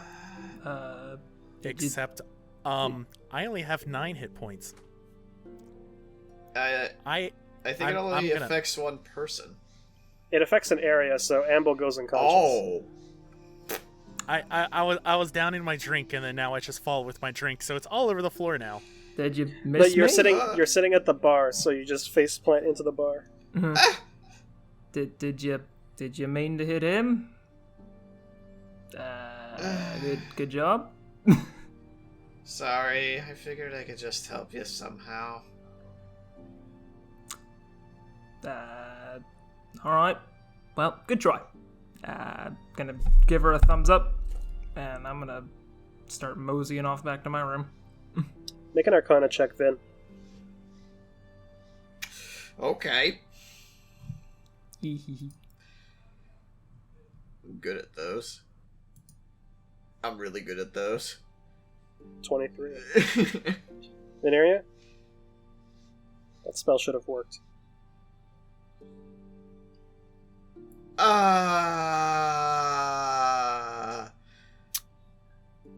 Imp goes to bed in time. Veneria goes to sleep. After a minute, because that's how long sleep lasts, Amble wakes up, is confused that everyone's gone, and then goes to guys? sleep. In his I'm room. not. No, I'm gonna fall asleep right back there because I'm just like, I'm too tired for this shit. Fair enough. And you'll have a nice, long rest. Hooray! Spell slots restored, HP restored, hit dice restored. Woo! It's a nice rest. Well deserved. You all wake up in the morning in a good mood, I should say. What do y'all do? The morning is yours. Well, I'm gonna wake up back at the bar, and I'm sure there's like someone there. It's just like, you're up, and I'm like, I'm there. I'm next to him. Hey, good morning. How'd you sleep? Morning. Pretty okay. That's better than me. I'm gonna pat him on the back. Alright. Well, fuck, what do we do today? Well, I'm gonna call the barkeep and be like, hey, barkeep, You look, there's no one at the bar. You're at the bar, not the cafeteria. Well, I guess I'm gonna make myself some breakfast soup. No, not again. There's only alcohol here. Yeah. You're at the bar, not the cafeteria. Hey man, you can make breakfast soup with anything I'm just desperate enough. I'm pointing in the direction. If you want food, it's that way. No. I got it. So I get up and I'm just gonna literally make orange juice and vodka in a bowl. I'm blinking, very concerned at this dragonborn. Outstanding. You make yourself a screwdriver. Well, no, it's breakfast soup. That's it's one way to wake up, I suppose. I call it the breakfast screw. You know what? I'll get I'll one. DM, you get one. Well, when you don't want to kill your liver, I'll be off getting food, and I'm gonna mosey on off to the cafeteria, just rubbing my eyes a bit, because fuck. Can't sleep. Well, I'm sure after I finish up my breakfast screwdriver, DM. The breakfast screw? Stop. Call it by the correct name. So, yeah, after I get my breakfast screw, I'm gonna follow suit and actually get some real breakfast soup. Perfect. In time, you all make your way to the cafeteria and have gathered for breakfast. I have a simple meal. I'm in bed. Veneria sleeps in. Yes.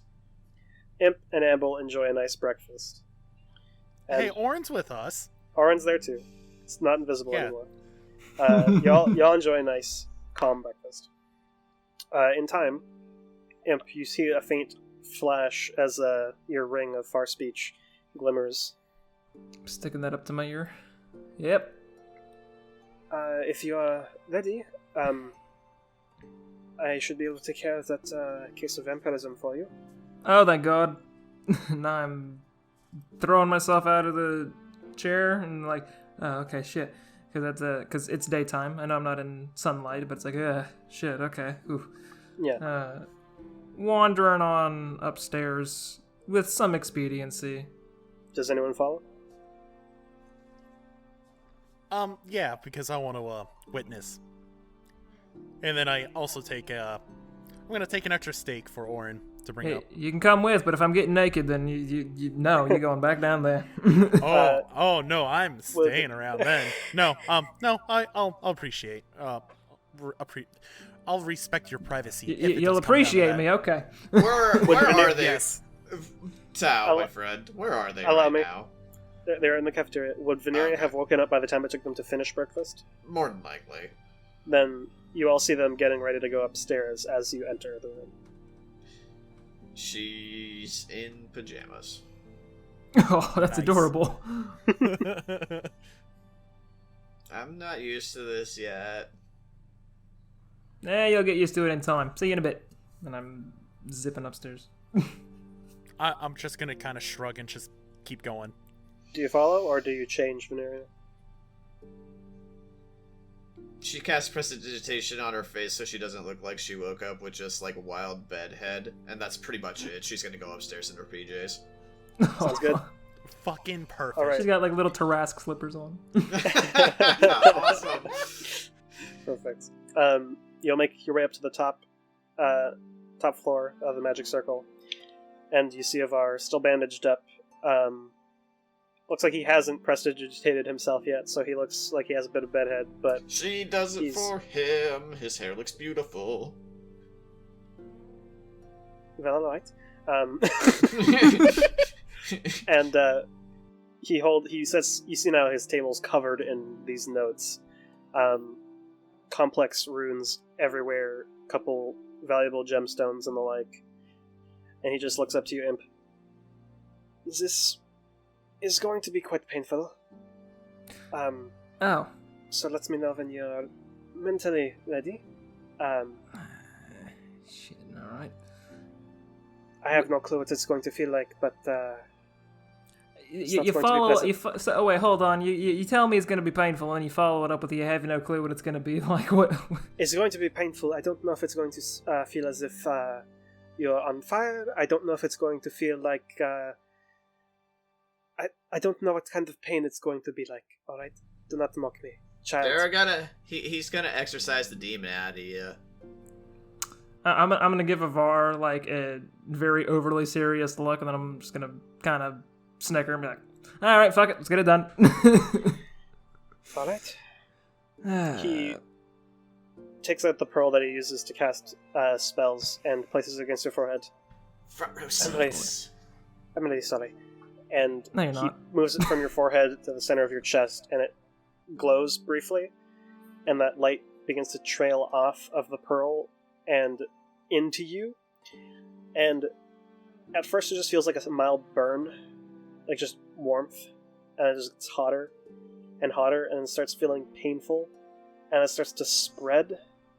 If I were to describe it, it's like if you have an open wound and you just pour rubbing alcohol into it. Oh! And that feeling just begins to spread throughout your entire body. Oh. And for like a full minute, you are just racked with this pain, and then it fades and just becomes a comfortable warmth. And you feel so much better. I'm white knuckling like crazy the entire time, and just gonna go like, "Ugh," but I'm not. Imp, that's my hand. Imp, oh god, ooh, ooh. Crunches his bones.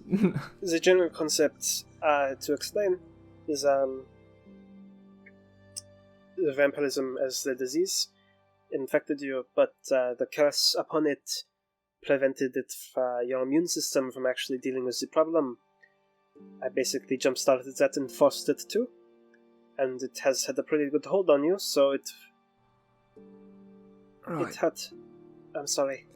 No, it had to go. I do feel less allergic to the sun than I usually do, so... Hey, buddy? Yeah, what? Fuck. I take his hand, and I'm like, come with me. Deal with it, and I go to the door and throw it open, and I say, my friend, I only have one word for you.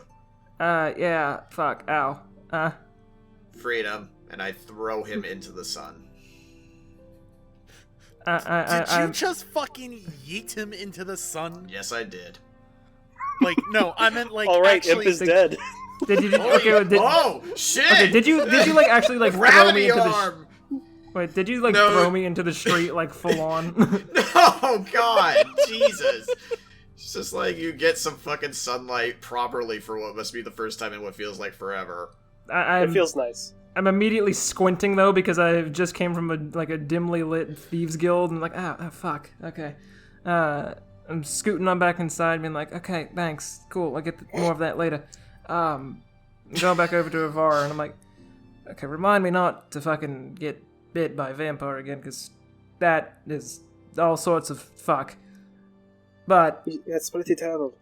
Yeah, it felt less than good, but thank you, and I am gonna actually give him kind of a genuine, like, hug. Brief one, but a genuine one. He'll reciprocate with one as well. If you're getting one of those, I'll go get you some of gold, though. Then I'm gonna shoot him some finger guns. So there's no need, actually. I had a small conversation with Aramis. Save you all a trip back to Waterkeep. I will be completing the end of the contract, and they will be paying me back later. So, I don't quite have an appropriate sum. I figured the sum that they were going to offer was not enough, so I figured instead I would offer a selection from my shop. Should that be something you're interested in? Well, If you'd like, I could also just give you gold. I'm gonna look at the other two. I mean, he's pretty good at his job, you know? Fucking, if you want something good, shit, am I gonna have it? I was about to say I'm gonna shrug, and it's just like, well, we got nothing better to do. Either one's good with me. I mean, I do like gold, but I do owe the man. You can pick whichever you prefer. For example, Vanilla, if you want an item and you want money, Amber, I can give you money, I can give Vanilla the item. Or I can give you all an item, or I can give you all gold. It's your call. I'm giving you a choice. I need me some armor. Like mage armor. Like real mage armor. Does that exist? Does it? There's such a thing, but that is not the kind of things that I specialize in. I can offer minor protective enchantment, but not any proper armor, so to speak. That's okay. But the magical enchantment is quite on the higher end of my capabilities. It would be a little bit out of what I'd be willing to part with. Understandable. What would you have for a dragonborn like myself?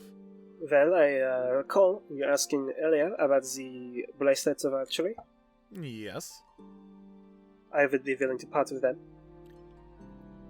I get a little giggity, and I'm like, ooh, yes. Is that what you want? Yes. Thank you very much. He reaches under the desk and pulls out the small black velvet box, and he opens it up, and there's these 2 gold bracelets. And he hands them to you, and you're like, oh, these are too small, and you go to put them on, and they fit. And you're like, what? Did anyone else see that? They were too small. They weren't. But can you take them off? Can I try to take them off? They come off without a problem. Excellent.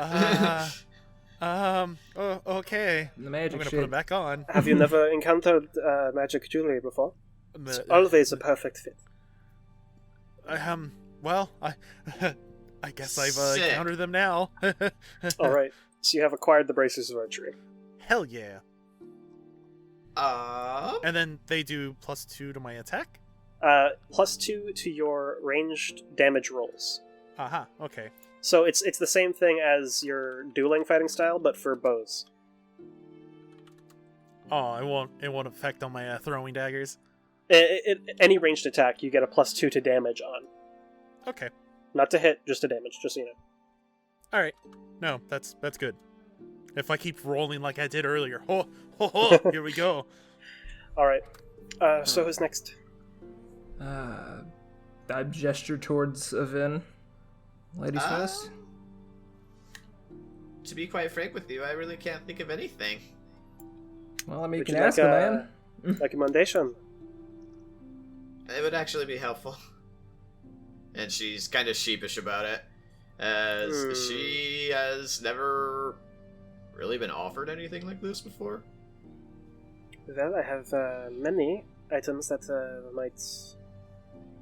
you might like. He kind of rather grabs your hand and kind of gives a look. Perhaps a ring of sorts. I have many that would be quite apt for someone like yourself. A very popular choice, and he releases your hand at this point. A ring of mind shielding. Very popular for those that are traveling to Evil Garden. Doesn't fully block the effects of the Aetherwoods, but it does help with them. I'm gonna say at the mention of the Aetherwoods, I'm gonna snort a little bit. There's this one I'm quite fond of. The Pearl Ring of Power. And he holds up a pearl ring. This will reinvigorate your arcane abilities once per day. Well, heck. If that is something that you'd be interested in. Actually, I have a curiosity now that it's on my mind. Do you have any rings that could assist with... This might seem a little bit far-fetched and out of my expertise. something with healing? Well, that is not something I specialize in, unfortunately. I think the Ring of Power is gonna be my best choice. For that item. He sets this pearl ring Embrace the power. down on the table then, and it's this platinum band with a very small but beautiful opalescent pearl. And Her you get the eyes Pearl are of Power. Fixed to that. Yeah, she is just like, ooh, shiny. So the Pearl of Power, once per long rest, you can regenerate a 3rd level spell slot as an action. Whoa. It is attunement. As are the Bracers of Archery, just to note. Oh, so they are attunement. Yes. So, one of your 3 attunement slots. Aha. And, my boy, what is it that you desire? Honestly, I mean, you got anything that work for me? You know, I'm not really a magic type. Gives you a look over. There are many.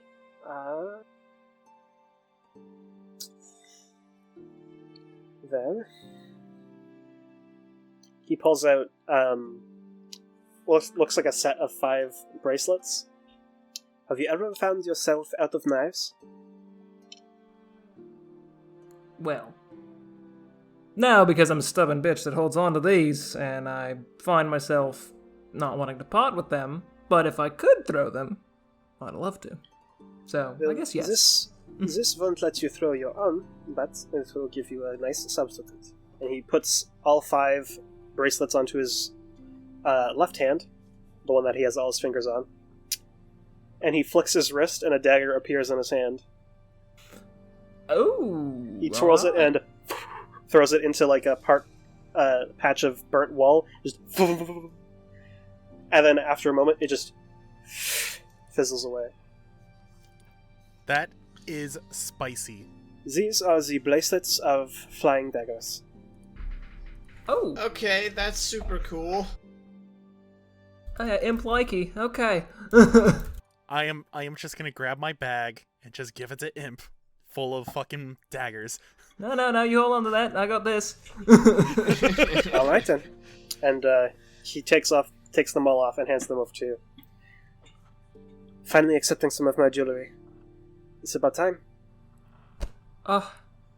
Well, you know, I suppose the least thing I could do. You know, you sucking whatever the hell out of me. You know, fixing me up. I feel like it's only fair that, you know, I finally let you dress me up a little bit.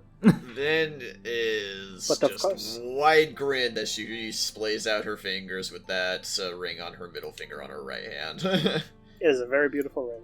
Yes, And it is. As you put the 5 bracelets on, you flick your wrist and a dagger appears, gripping it by the tip between your thumb and forefinger. And you just throw it into the same wall, impacts, and then fades away. So, out of character, is it truly like an infinite source of throwing daggers? Yes. Maybe. When you make the attack action to throw a ranged... when you make the attack action to throw a dagger, you can make a dagger appear in your hand as you do it. Oh, baby, I love that. Oh, That's insane. fuck yes. The daggers... Done! Hey kid, you want to see a magic trick? You can attune it with other items. Like if you find a +1 dagger, you can attune the +1 dagger to it. Oh, that's awesome. So basically, yeah, you could just keep doing that. Oh my god, I love. Well, there you go. I will notify the. I'll notify Ellen of Waterkeep that your transaction with them has been fulfilled. Thank you for all of your help. But of course, I mean, they're going to pay me back quite nicely for this, but Yeah, you keep all of that, please. Yeah, absolutely. I will use it to make even better pieces. We'll have to come check them out when we get a chance. That sounds like a plan to me. Did you hear the Vapor Festival is coming back to town, now that the city's off lockdown? Oh, really? It is? Yeah. Huh. Yes, they're hosting it in the center of town later this week. Well, I'm assuming is it going to be the usual turnout? Same events, same, shady... Well, I mean, there's not really any typical things. It's, you have your usuals, but there's also the wildcards that come and go. Mm. And, of course, the Tournament of Valor that happens every year. Yeah. Tournament? Oh, now Yes, you piqued to see interest, you see. Many different contests, so to speak. People have various skill sets competing to prove who's the best. It's actually hosted by a good friend of mine in the council. Got a name for him? His name is Zephyr. Neat. He's the speaker of the Council of Mages. Oh. He's your boss, then. I wouldn't say he's my boss, but I have my boons that I provide to the other guild members, and he has his boons that he provides to the guild as well.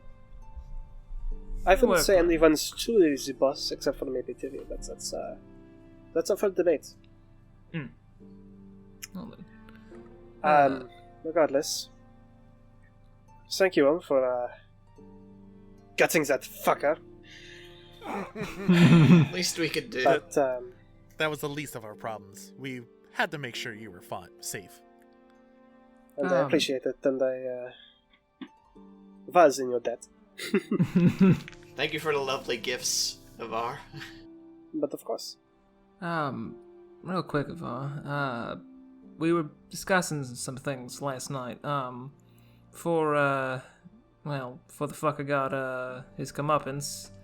He mentioned knowing us, and mentioned something about all of our ancestors. It sounded like he knew that us three were going to be coming after him eventually at some point.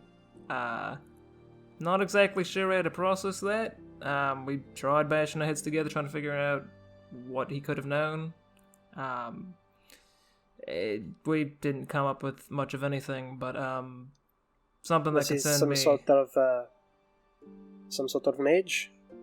I mean, I don't know. He was casting some pretty magic-y shit. I don't know. I pointed at Vin. He did the thing you did, but, scarier. The big blade or whatever. It is possible that he was using some sort of divinations to look into who you were. I mean, I'm hoping he fucking knew my name, like my real name, and that... You know your real name? Yeah, and that spooked me something fierce. That is concerning. Yeah, so... I mean, he's dead now, thank God, but... Yes, that is good, but that is concerning. I'm not sure what to make of that. Neither do we. I mean, all we know is that he wanted whatever you had, that fancy-ass ring, and he had a shit ton of drow working under him, but looks like most of them are dead. He's dead, and the ring's back in your hands. I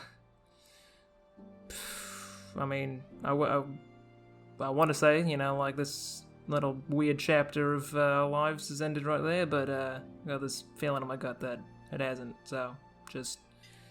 We will see what happens, but for now you all deserve a brief vacation, so to speak. I agree. You're welcome to stay at the circle as long as you please, as long as you are insolentist. We appreciate it. Your hospitality is... But of course. Alright, well, you two? I'm going to turn towards the others. I believe we have a bit of a fair to go peruse. As you turn, there's a little chime ding, ding, as the front door opens. I thought we bolted that. No. You see at this point, Avar actually did replace the door. Damn! The windows, on the other hand, still gotta work on it. No, windows are done too. Oh, well, He works fast. Did he go to sleep? It's crazy. There's a spell called Fabricate. Oh! Fancy footwork, okay. Romeo. I see.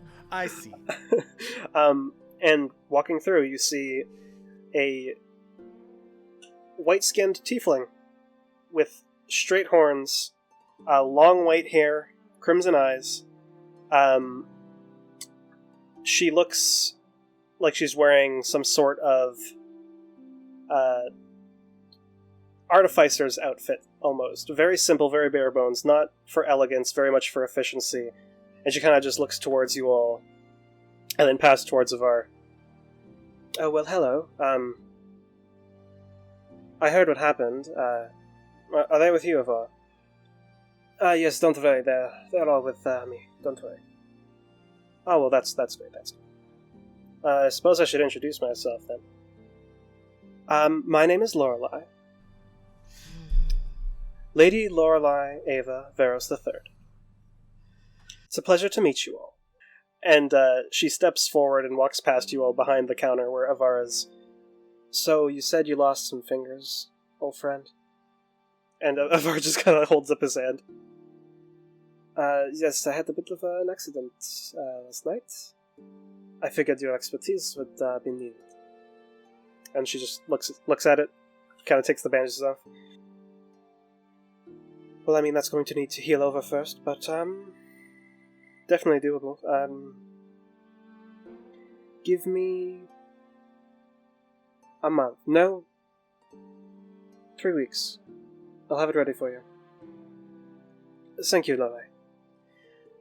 Anything for an old friend, but you're going to make me a good ring after this. And she kind of looks at you all. Alright. She kind of just walks over towards the Thieves Guild's door. I'm going to get to work. And she just closes the door and walks away. What a Friend of very yours? interesting individual. She is, well, I'm not sure if you've heard of her, but, she's the Grand Artificer. Huh. The fourth of the Council of Mages. Damn, everyone's coming into town, I guess. Jeez. Well, she needs to investigate what's going on with the Clockwork Soldiers, seeing as they are her design. She Noted. made them? Yes, the High Council commissions the Council of Mages to design the Clockwork Soldiers, and then the gnomes of Aezogarden produced them en masse. The design was completely hers, as well as many other arcane and clockwork creations. She's a savant with magical creations, being an artificer. Hence her title. Wow. Well, I do hope she's not the one making these guys go fucking haywire, but... No. She's not. In fact, she's here both to fix my hand and to take a deep dive into that arcane splicer that they used. She's going to find a way to prevent it, I hope. At least that's what she wants to do. Alright, that's comforting. I didn't think tieflings came in light shade. That's very interesting. They don't usually, but the Velos family has been around for some time. And they seem to be the only ones. But who knows, they haven't been to the Hells in a long time. Well then. I suppose we should be letting you get back to work.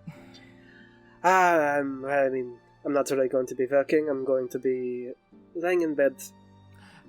Yeah, that sounds pretty fair. But Alright. you all, enjoy the town. Make sure you stop by the festival at the end of the week when it opens up. Huh? I'm going to rest. Yeah, please. You deserve that. And you see Aramis kind of comes up. Avara, the cleric, wants to speak with you. He's like, yes, I'm coming, don't worry. And he hobbles his way into the Thieves Guild and closes the door. Oh, Aramis man. kind of gives you a wink as he closes the door as well. Oh, man. I'd say that old man's gonna give me gray hairs, but, gestures towards pure fucking white hair. Well, shit. Things are interesting. And What do you think, Aramis? Aramis left. Oh, No, my he went bad. back under. I'm looking at my hand and both summoning and like dissipating daggers like crazy, just like oh. Yeah. So, DM, Yep. festival is not starting today. It's end of the week? Yeah, it's later on. Okay. What day would you say it is right now? Probably like Wednesday. Okay, so we got like... Oh, Yeah. the worst day of the week. Update. So is there anything y'all wanted to do for 2 days? Or do you want a time skip? I don't suppose like any of the well, let me think actually. Could I like find a blacksmith that sells like I don't know, finer daggers? Or and that's like a vague someone who would question. sell a +1? Yeah, that's it. Yeah, putting it bluntly. There's a stand that I know that sells a lot of daggers.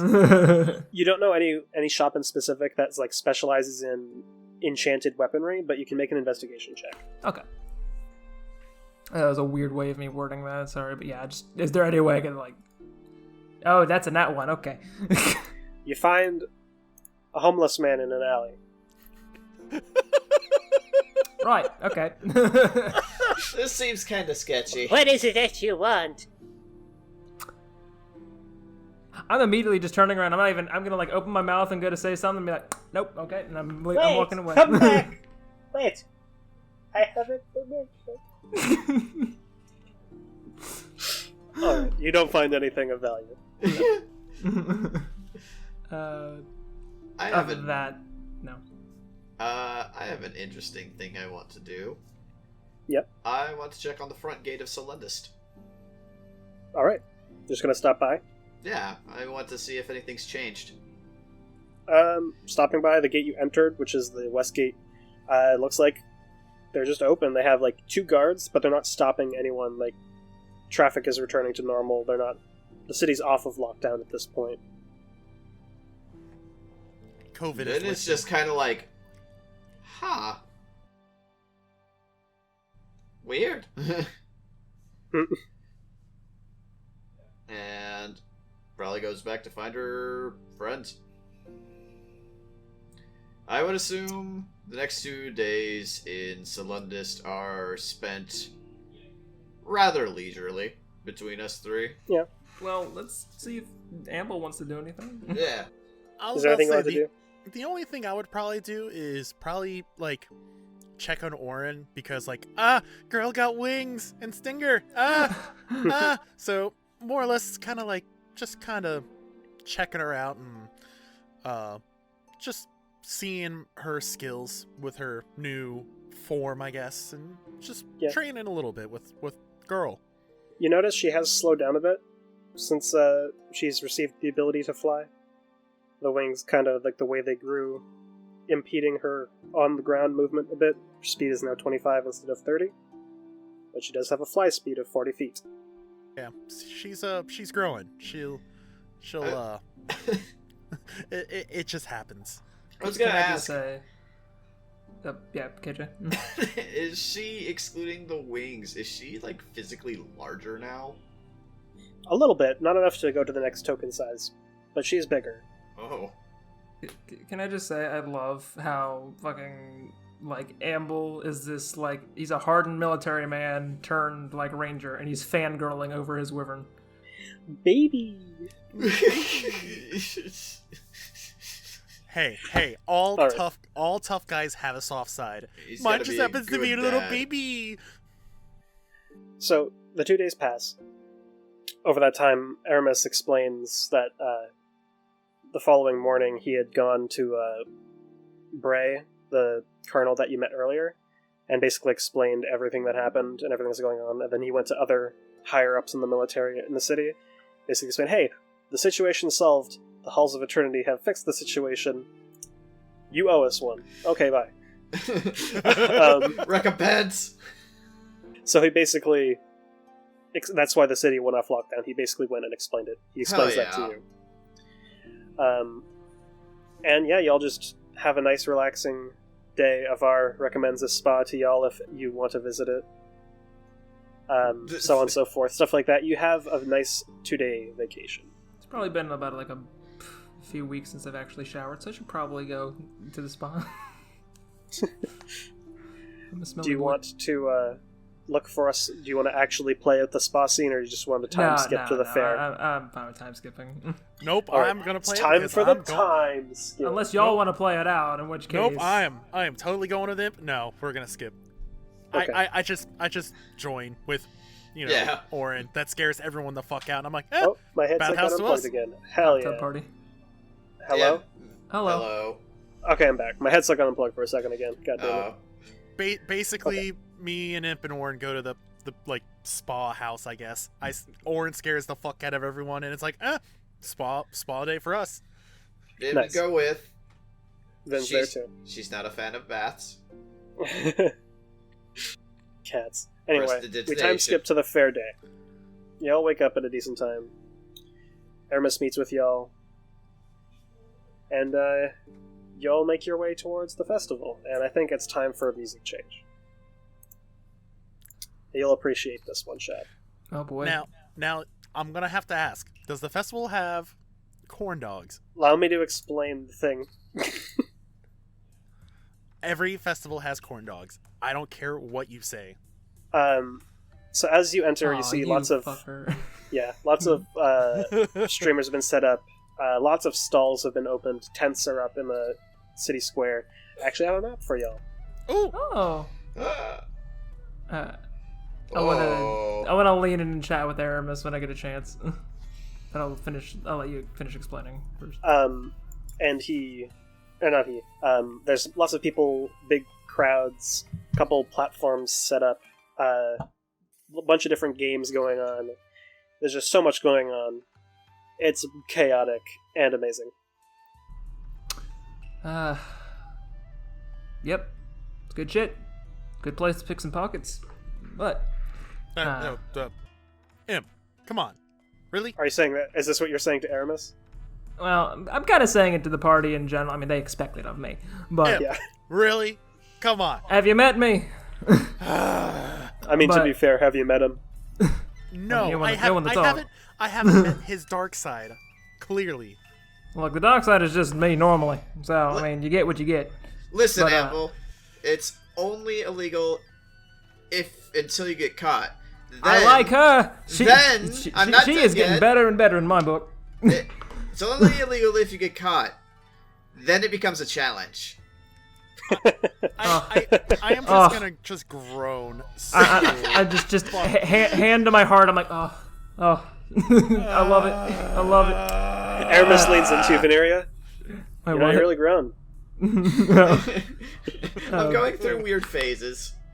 No, but I'm I gonna dig lean in a bit to Aramis and be like, "Any of those we got any shady folk this year? You know, like not our shady folk, but like, you know, the actual scumbags." I've been keeping an eye out. I don't see him around. They probably got the message last year. All right. I was hoping I could fuck a few of them out of some of the coin, but whatever. We know where they live. Fair enough. I'm gonna go sign up for the tournament. I'm gonna go do that as well. Oh, you're planning on participating?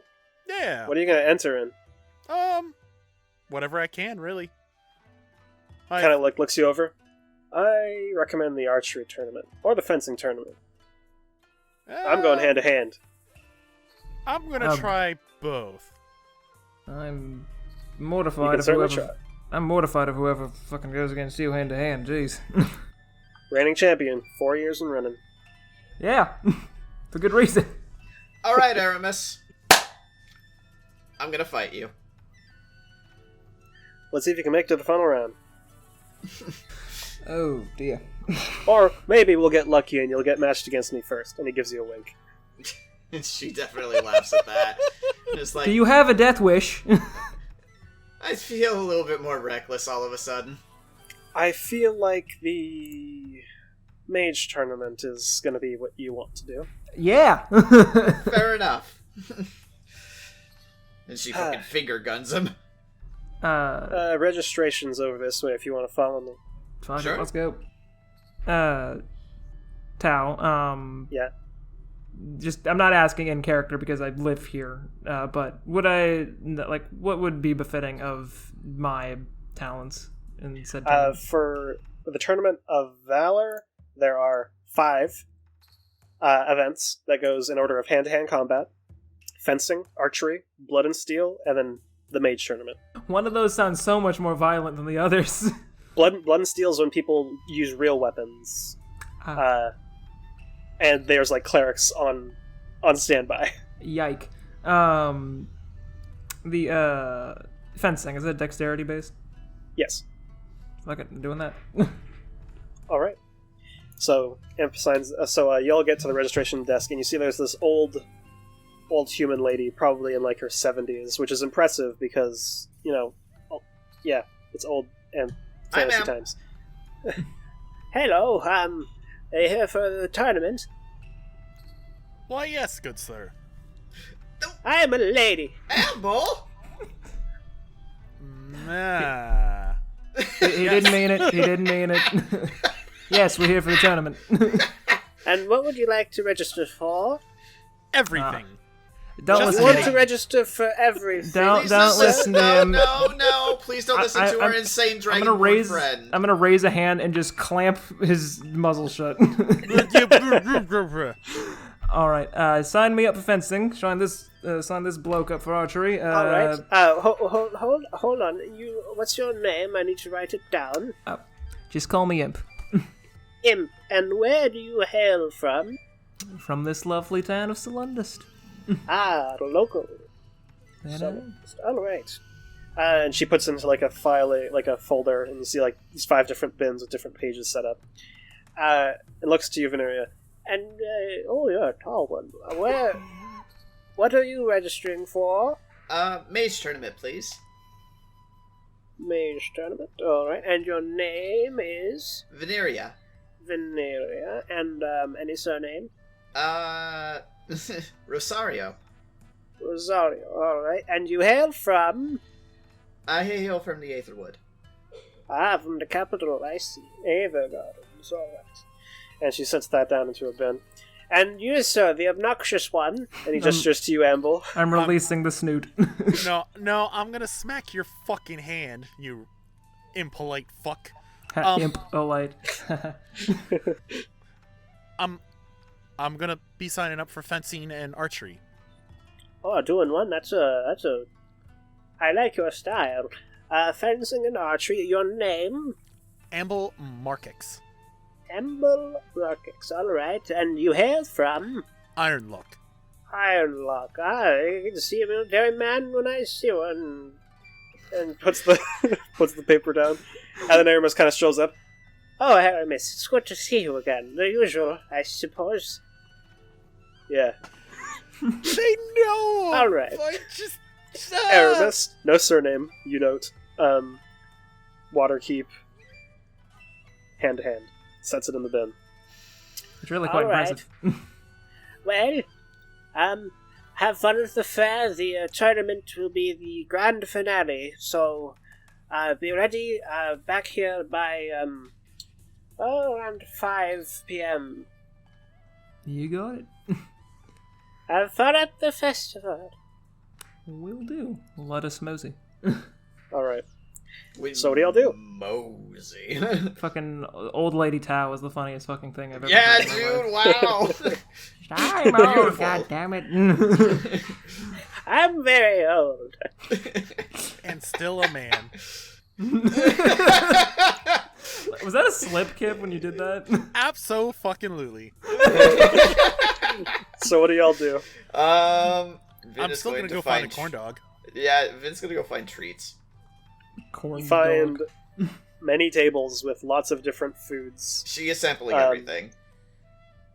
Alright, mark off a gold piece. Can do. You're sampling everything. There's a wide variety of meats and candied foods, and it is... it's Yeah, she's it's loving like this the shit. best carnival food. Like they're like, you know how like there's this carnival food is kind of sucky, and then there's sometimes it's really good. Oh yeah. All of it is the really good variety. Oh, It's shit. like streetcar food. It's like actual fucking food. Authentic shit. Yeah. Yeah, Hell yeah. And yeah, is anyone wanting to like do any sorts of games? Because there's tons of games around. There's some competitions going on. Oh hell yeah! Is there you see, some people have a series of tables with chess sets set up. See this one like 30-foot tall pillar with a rope dangling off it, like 5 feet away, and people are trying to climb up with no supports, just up the rope with nothing else. You see some people are throwing daggers into like a dartboard. You see some people taking a swig and then holding a torch up and spitting it out onto like a dummy to try to destroy it. There's so much going on. Hell yeah. Vin's all over that shit. The last one. Oh my god, yes. Alright. I'm gonna look over to him and be like, hey, you wanna test your accuracy over there? Are you challenging me? Yeah, it sounds like a little challenge to you. Alright, fuck yeah, I'll take you on. Okay, I gotta watch this first. Alright. So you wanna make this a real challenge as I hold up a gold piece? I like your style. I hold up 2 gold pieces. Oh, all right. I'm gonna make it even more interesting. I held up 3 for the sake of holding up 3, just for fun. She's my favorite. God. God. So you all approach this stand. You see, there's this crudely made sign just called Knife Tosser, and there's a human gentleman just standing beside it. Hey, you three looking to play the game? Us yeah. 2. Well, Vanera, are you gonna play as well? I mean, you don't have to wager anything, but I'm not very good at throwing things, to be honest. Sportsmanship, for fun. Screw it. Alright, to explain the game, it costs a silver piece to enter, and depending on how high you score, you can win a prize. Alright. Cool. What are we looking like in terms of prizes here? We have 6 to 10 points, you get a gold piece. Or rather, sorry, I got that wrong. 11 to 15 points, you get a gold piece. That's a pretty hefty return. 16 to 20, you get 5. 21 to 25 points, you get 10. And 26 to 29 points, you get 15. If you manage to get all 3 bullseyes, you get the jackpot. 30 gold. Well then, Ooh. I like the sound of that. Sign me the fuck up. And, Alright. And Vin, don't worry. I have your payment as I hand him the Alright, silver. alright. Who's first? Well, you know what? I'll put my money where my mouth is. I'll go up first then. Alright. Walking right up to that shit. I'll As you're situating yourself, you note the dartboard is placed around 25 feet away, so it's a long toss. So you do have disadvantage on the attack rolls, unless you have the sharpshooter feat, which no one does. Huzzah. So you have disadvantage, but it's a dartboard, so we'll see. You get points based on how well you roll. All ones, let's go. All Alright, ones, let's go. So he has 3 daggers. Give you a bit short. Alright. I'm assuming I just roll like a dagger attack normally. Yes, at disadvantage, Disadvantage. Okay. because it's 25 feet away. Yep. It's an 8. Just roll all 3. Oh, all 3. Alright, let me just cross-reference here. The first one, you hit the board. You do manage to hit the board. But it's like it's off at the very far corners. That one will get you 1 point, and the second one thumps. How much was that? That one gets you 3 points, and the last one, that also gets you 1 point. You got 5 points. Fortunately, that's just shy of the first reward. But you can always try your luck again next time. Look, I'm warming up. Alright. I'm gonna usher in an amble and be like, God damn. I'm washed I'm also up. gonna. Does this kind of seem a little unfair for how far it is? Just throw the daggers. I'm not talking. A little flustered as I grab the 3 daggers. So disadvantage. All right, let's go. All right, 15. Just do all 3. Ugh! That is bad. That is a 1. That's a 1. Do I hit the? Just roll all 3. Oh no. Oh. Okay. Whoa. Ooh. Spicy. Stealing my good rolls. So, you throw the first one, it manages to hit not quite the center, but pretty good. That one will fetch you 2 points. Nice. The second one, you throw it, it just past the dartboard. Do I just hear it? Ah? No, it just slams onto the dirt behind it because they're actually safe about this. Oh, And the last one, you kind of spin it in your hands and throw it. Thunk, bullseye. Ah, nice. Ah, it's an impressive throw. 10 points. So it's that 11 total. Well, that will fetch you 1 gold piece. And Hell he hands yeah. over a gold piece to you. Ah, That's a nice throwing you got there. I'm I'm gonna I look think over. Amble wins the bet. Yeah, I'm gonna look over at him. Well, how about So- you? Didn't you want to take a turn? Sure. Try your hand. What the hell would I roll in this case, Tao? Dex plus proficiency. Okay. At disadvantage. Oh, actually, Vin's gonna get fucking triple bullseyes right here. That's a 2. That's a Those are save. deck saves. Just hit. It's that's a 4 because Oh, I'm it's clicking on the plus wrong 2. damn thing. I'm sorry. Plus 3. It's fine. Ooh. It's fine. So 4. No, sorry, 5, 4, and 13. So the first 2, dagger falls short and sticks into the ground before the dartboard. Second one also does the same thing. Third And one, she's just like, God damn it! And she just hucks the last one. last one impacts into the dartboard, and it's actually not terrible. That will fetch you 2 points. Not bad. Hey! You managed to hit the board. I'll take it. Better than nothing. I mean, when I first opened this stall, you'd see people throwing. They'd take like 5 attempts and they wouldn't even touch the board. So you're doing better than most. You know, I'll not take too a bad. small little victory. Any of you care to try again? I'm gonna look over to him. Double or nothing. Fuck it. He accepts the 2 silver, Yeah. hands you 3 daggers, imp. Alright, fuck this. Let's All go. right, here's what you call a good old-fashioned redemption arc. You know what? I like it. I like the way you think. I'm going for this shit. Oh boy. Come on, buddy, you got this. I don't got this. Just throw all 3. Just do all 3. Okay. The first one, you throw it and like it slips out of your hand and just like clatters against the table. Like it doesn't even go past the table. And you're like, all right, throw the next 2. One thumps into the board.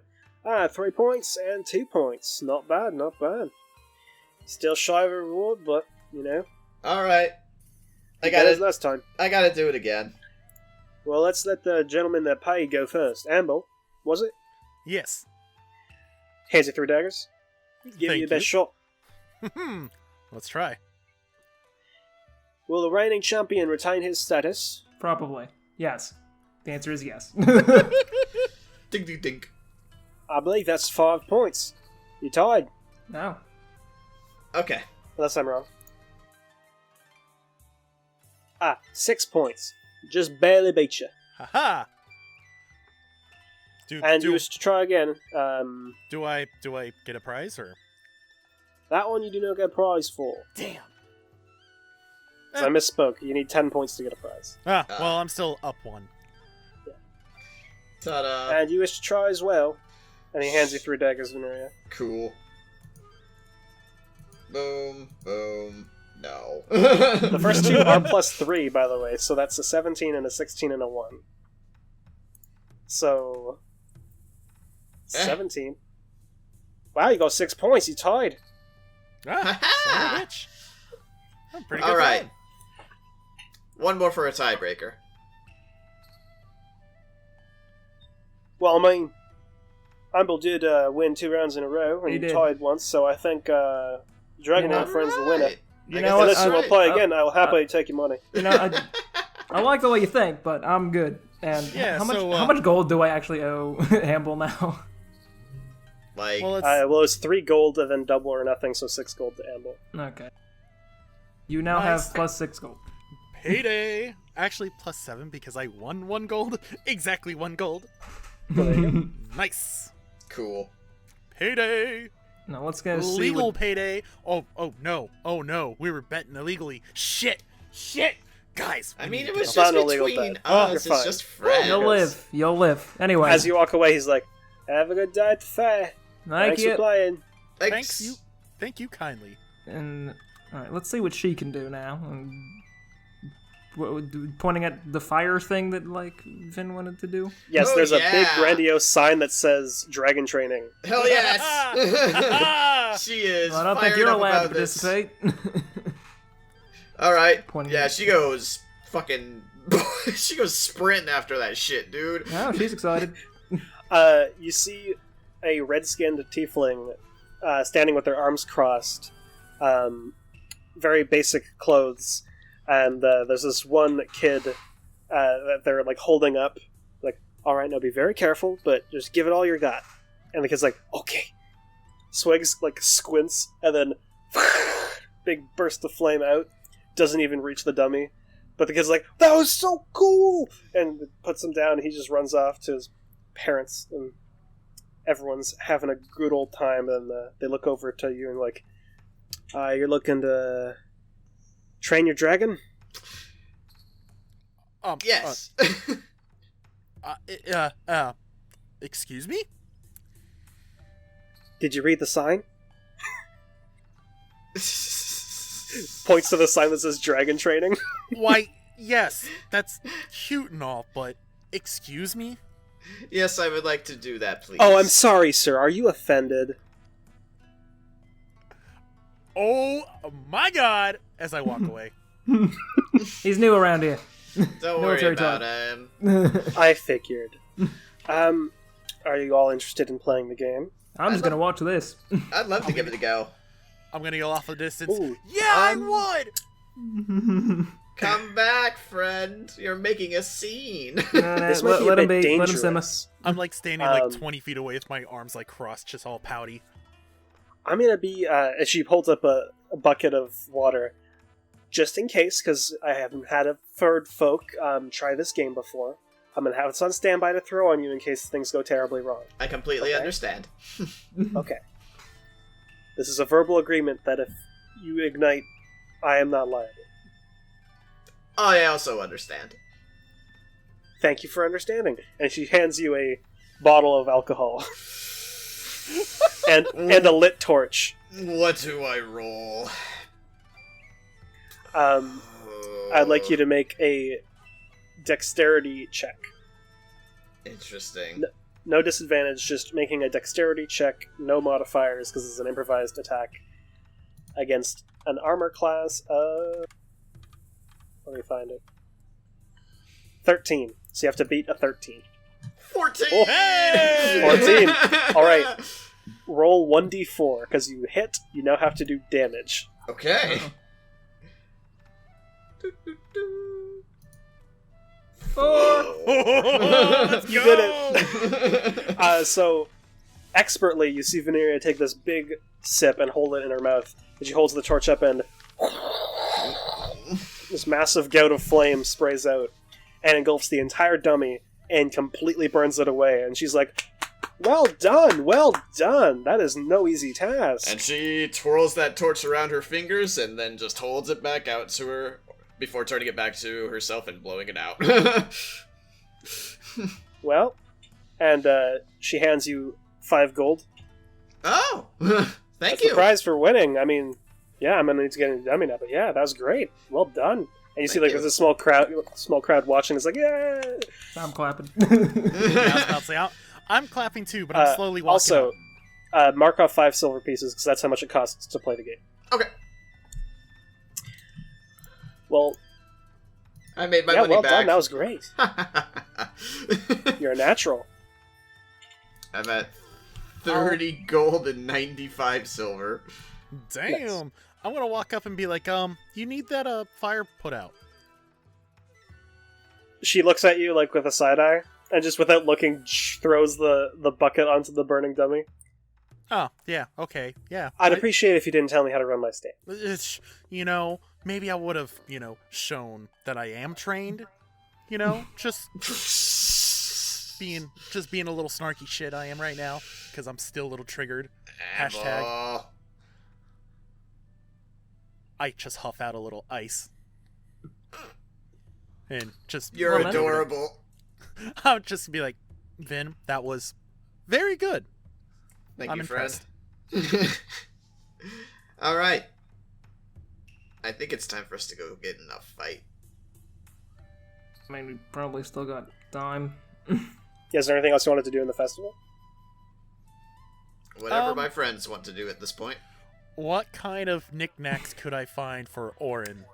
Like a necklace or something. A hat. You want to find some festival jewelry? Yes. While Vin and Amble are talking, can I try to slip away? With ease. Alright. Friday festival. Yeah. With ease. I'm gonna. You find a stall of a bunch of crap jewelry, basically. It's like fake gemstones and the like. Man, I don't know about this, and I'm sure. Some bead necklaces. I mean, it might look cute. I might get a lot of shit when we get back to the circle. You could just picture Avar now. And the vibe, would you not come to me if you wanted to dress it up? I just hear that in the back of my head. I'm just like, it just like shivers, and I'm like, ugh. Yeah. Echoes through your mind. All right. You know what? So as that's happening, go ahead. I'm gonna find something for my bow. I'm gonna dress up my bow. Neat. You can get like some filigree and ornament out your bow. Yeah, just some pedazzle, basically. Yeah, you get some nice. What do you want to put on your bow? Like feathers, beads. What do you want? Probably like, we'll do a little like cloth wrappings and maybe, yeah, sure, like a little like strands of beads that running along through and everything. Fancy. Almost like a, I would say like a dream catcher in a way, but those are more like leather, like little twines of leather straps and beads and whatnot. Your bow looks all fancy. Mark off 5 silver pieces. It's... I have 1 silver, so... You can break a gold down into 10 silver. Okay, so... With your bare hands. Yes, yeah. I literally just break a piece of gold with my bare They hands. give you change. Okay. They're just like, no, don't do that. We cut away. What's Imp doing now that he's broken away? Is there any, like, obnoxiously rich people walking around this fair that I can pick the pockets of? You get the vibe that anyone wealthy likely isn't coming because they know with this many people, pockets are easily picked. Alright, fair enough. Did you want to stop by any of the games? Nah, you know what? I think I'm gonna just, like, nab some food and then, like, apparate next to Vin and Campbell. Where the hell did you come from? I went shopping a little bit and got some food. Did you get some for me? I am slowly just sticking the one thing of food I got into my mouth. No. No. You just ate like half the fare. Doesn't feel like it. I'm scared and impressed. But okay. So y'all are continuing around. You see various other stalls and stands. You see there's one setup of this... It's a very professional display with like a rack behind it with 22 bottles lined up. And there's just a big sign that says The Hero's Journey. And there's like a half-elven gentleman sitting behind the desk. A couple other things. There's people doing like an arm wrestling contest. A whole bunch of stuff going on. There's one sign that just says "Rock Time" with like 6 exclamation marks. And there's this tiny little gnome. And then on the opposite end of the fair, you see people bringing in pets for the pet show. Oh boy! Oh no! So what do y'all do? What do you all do first? I want to go look at the unicorn. No, Mike. Okay. Well, at first I was gonna say, oh yeah, I'm gonna challenge him to an arm wrestle, but I'll pet take you up show, on let's that. go! I mean, I'll take you up on that. We can do Pet that show. first. You guys are such boys. Men. We're men. I like money. That's really it. I'm none of this. Let me reiterate, Fuck the masculinity Amble- bullshit. I like money. Amble, you so can be the man because Imp is the boy. You want to lose again there, boy? Because he's such a smelly boy. First of all, fuck you. Stinky. Second of all, fuck you. Yes. No, let's go. Where are y'all going? Arm Arm wrestling. All right. and like Orin's like pulling towards the like the Pet show? animal show, and I'm like, Orin, 5 minutes, okay? 5 minutes. I'm gonna poop her snoot.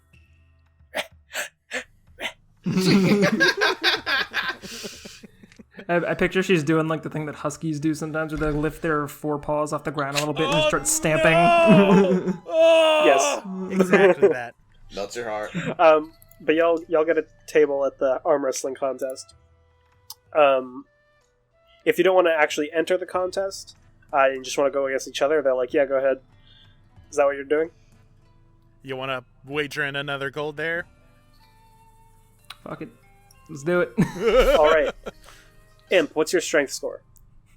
Bad. Well, bad, yes, but my strength is 8. But But I mean, I'm no better at 10, so... can't you use Okay. dexterity for arm wrestle, no. Oh, I thought you could. Nope. So Well, fuck, I since wouldn't have taken up Am- this offer then. since Amble has the higher strength,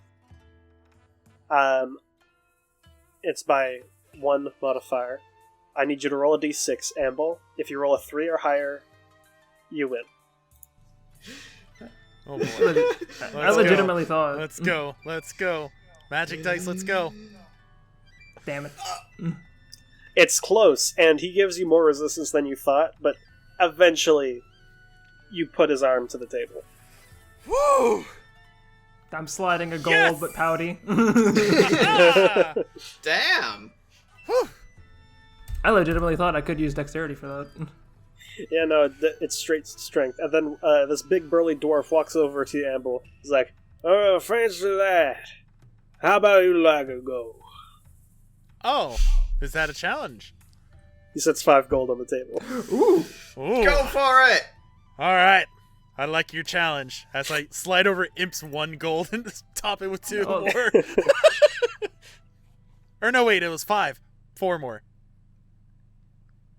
All right, so this big burly dwarf sits down at on the chair across from you and sets his massive arm down and just looks you in the eye. You ready? No. Not at all, but let's go. All right. 3, 2, 1, go. Boom! He slams Amble's arm directly into the table. My arm! No! I think you Because lost if you 9 have- gold. Because if the modifier is 3 or higher, like, for example, this dude has 18 strength, so he's +4, Amble has +0. If you have 3 higher than the opponent, you win automatically. I thought we were going off by dexterity. I just said no. I literally just said no. Not dex. We learned this. We just had this discussion. No, that's a You joke. immediately get slammed into the table, like, I was expecting a bit more resistance, but I like your style. Gives you a punch on the shoulder, it hurts. Takes your money. Wow, Amble, that was quite impressive. I. Yeah, real fucking good show there. You know, I was very entertained, Hey, at least I only lost 4 gold. Wink. and I lost 1. And I didn't lose a thing. Actually, boy. you lost 7 now. Shut the fuck up. Anyways, You hear a gnome off in the distance yelling, "Rock time! It's rock time! Get your rocks!" Boy, that egregious gnome feels very determined to get customers to come to his stall. Whatever shall we do in this finest hour? Are you gonna go or are you gonna ignore rock time? Okay, I gotta show. see what rock time is, and it's 6 exclamation points. I can't get over the exclamation points. Guys, but pet Rock You can time! go. You can make your way over there. Orin, I'm sorry. We gotta go see rocks. You walk up and you see this gnome. He doesn't even look that old, but he looks like he's getting up there. Tao. There's just this big bin of rocks. Tao. Yeah? Is he standing on a rock? Yes. Yes!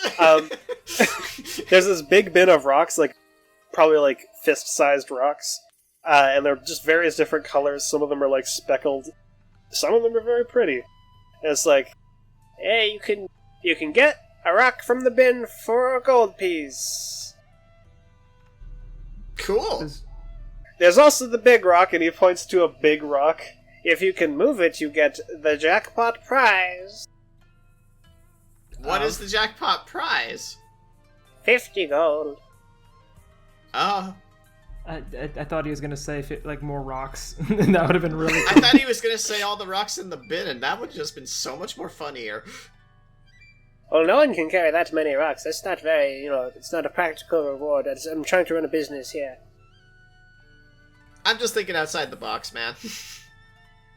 Well, think inside the box and pick a rock. 1 gold piece if you want a rock. Alright. I flick one to him, and I pick up... What does this rock look like? Roll a d8. A D8? Yep. Okay. One of these fucking things is gonna be a geode, and I'm gonna feel really dumb when I don't get a rock. I get an 8! Yeah, Nate. You found the 1 rock, KJ. Congratulations. One What? rock to rule them all. You pick up this rock, and it's this black, almost shiny rock. And as you pick it up and look at it, you see 2 eyes just blink open. What? Ah! What? Oh, you found him.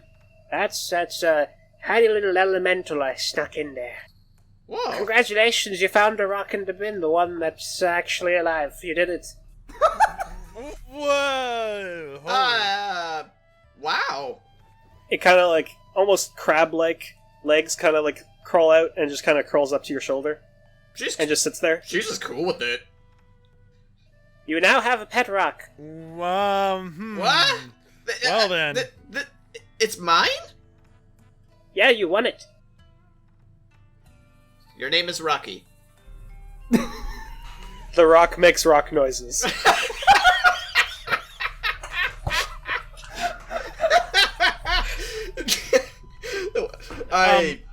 Tal. Well, DM. this festival has been just spectacular. Yes, Kip? I'm gonna perform a perception check. Yeah. Can I smell what the rock is cooking? 1 sec, I need to roll damage. Amble, you take... Oh my fucking god. You take 36 force damage. Oh my side. Because I've had enough of your bullshit. I'm rocketing into What orbit. a I'm never getting series the of back. events. His name is Rocky. Fucking he makes rock noises. And you cannot smell what he is cooking because you were dead. How, my dearest friend. Yeah, Can I roll an Arcana check to see what kind of elemental this thing actually is? go for it. Excellent. Obviously a rock. I'm gonna take a guess and a gander that it's probably an earth elemental. It's a 13. It's a baby earth elemental crab. You know they don't get any bigger than this. Cool. Yeah, I'm gonna keep this boy. He's adorable. He's my friend now. Do any of you want to try to move the big rock? I mean, look at me. I'm gonna be- It won't stop you from trying. I mean, You could try do we, to move the big rock. is it there cost any money to restrictions to...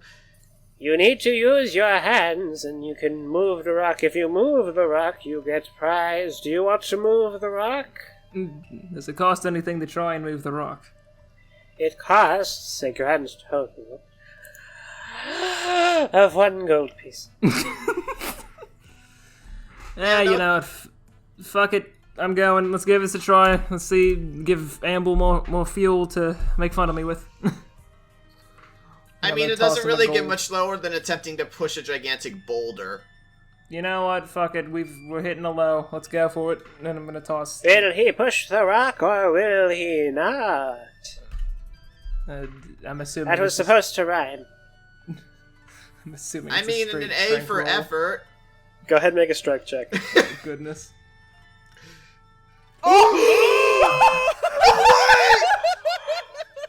Nat 20, baby! I don't fucking believe it! Wow. So you all watch. Imp is done. Imp just walks taking up, a- stretches, cracks his knuckles, finds a nice lip to grip onto the edge of the rock, and just puts his knees into it and just... and you flip over this massive rock onto its back. And he's like, well, holy shit, you actually did it.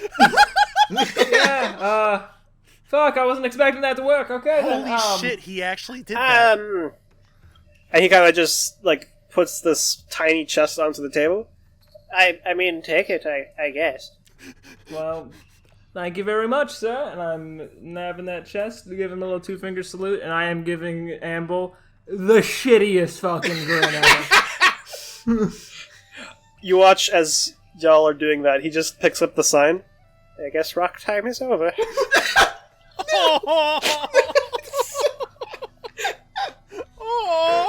A tragedy has befallen us this day.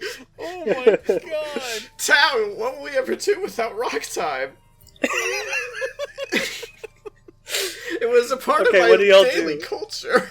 Oh, So God. what do y'all do now? Oh, I boy. stand in front of Rock Time and I just like I gently weep for everything that I just witnessed.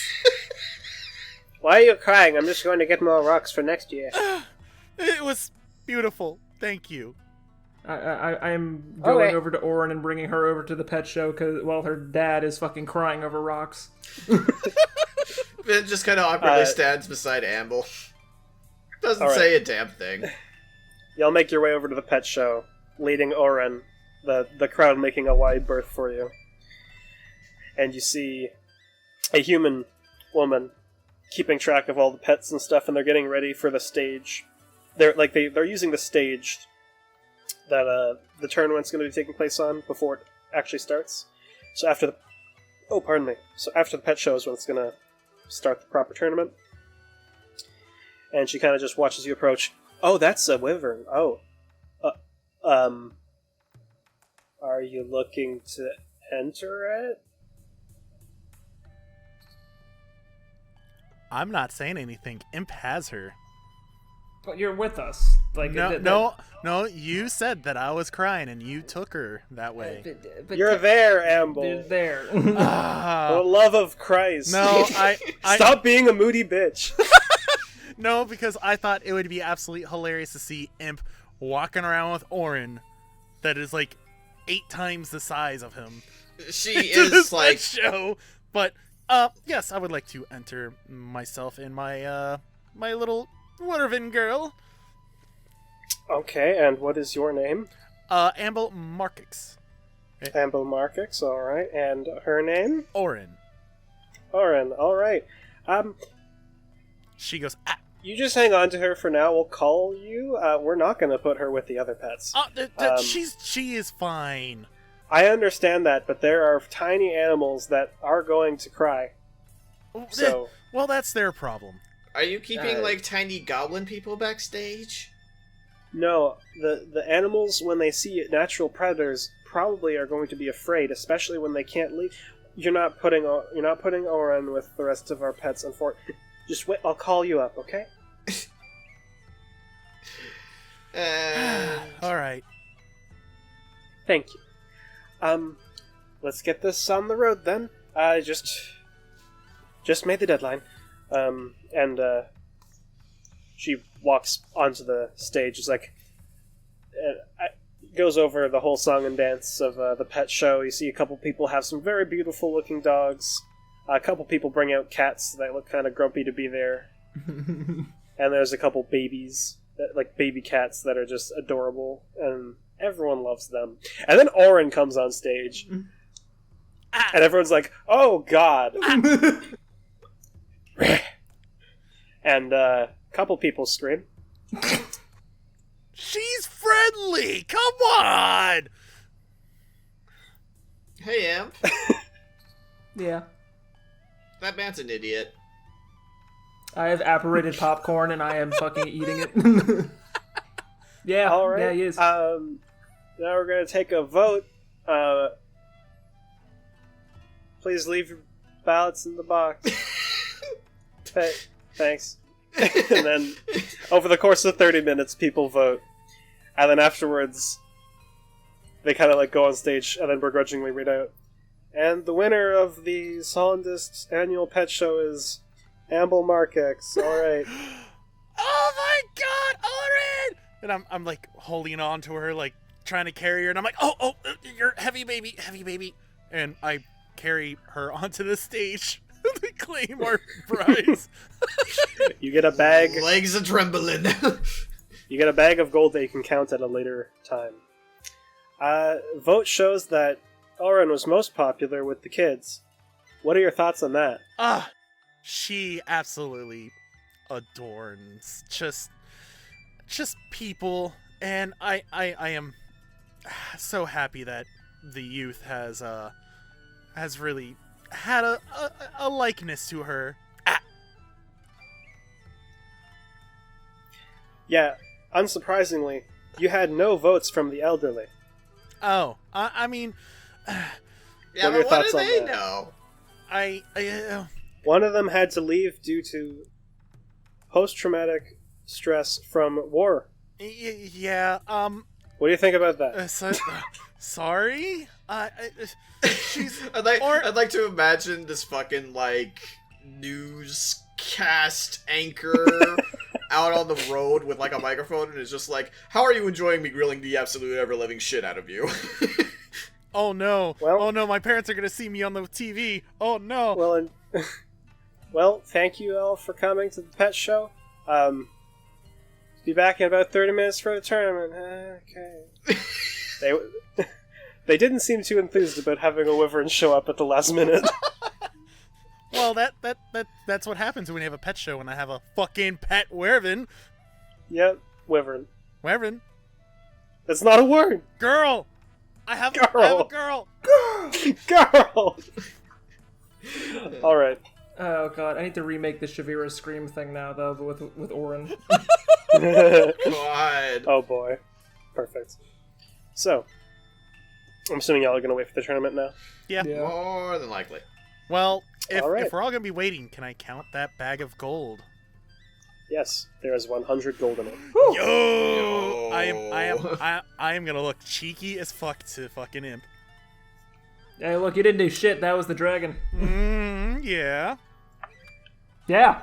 Yeah. Hey, you lift the fucking Alright. big ass rock next time. Maybe I will. But you didn't. What? You already flipped it. You could have flipped it back. Now, you know I what? grab- You know what? I grab- I'm gonna stand up and I'm gonna try to walk back to fucking rock time so I can flip that rock back. Nah, dude. The stand is gone. No! Rock time! I grab one of Damn Apple's swords and I it! grab one of Imp's ears, and I'm like, "Would you guys knock off your fucking pissing contest?" I'm slapping her hand off. You cannot get a hold of Imp's ear. God damn it! You are not God here, KJ. I just want to grab the boy. Don't. He's small clearly and does not frail. want He's it. like Pick up putty the in my boy. hands, Pick up Tao. the I'm boy. not. I Pick don't up like the being boy. touched. Pick I'm up not the gonna boy. let As you. you He's are all so far having out of this my kerfuffle, range. as you are all having this kerfuffle, you hear a as appearing on the center of the stage is this tall half-elven gentleman with unkept hair, bright orange eyes, very fancy regalia, and he just speaks, "All right, Solendist, who's ready to get this tournament started?" And the crowd's like, "Yeah!" You all know me. I'm Zephyr of the Council of Mages, speaker, here to host the event as per usual. Now we have some nice fighters here today. Is anyone ready? Everyone ready to see a bit of a brawl? Woo! Yeah! Yeah. This one guy's like, "Give him a left!" Like, we're getting to that. First tournament of the day is the hand-to-hand combat. Oh We shit. have our reigning champion Aramis in here today, so woe to those who have entered. And a couple interesting figures in the other contests as well, so we'll see how everyone does.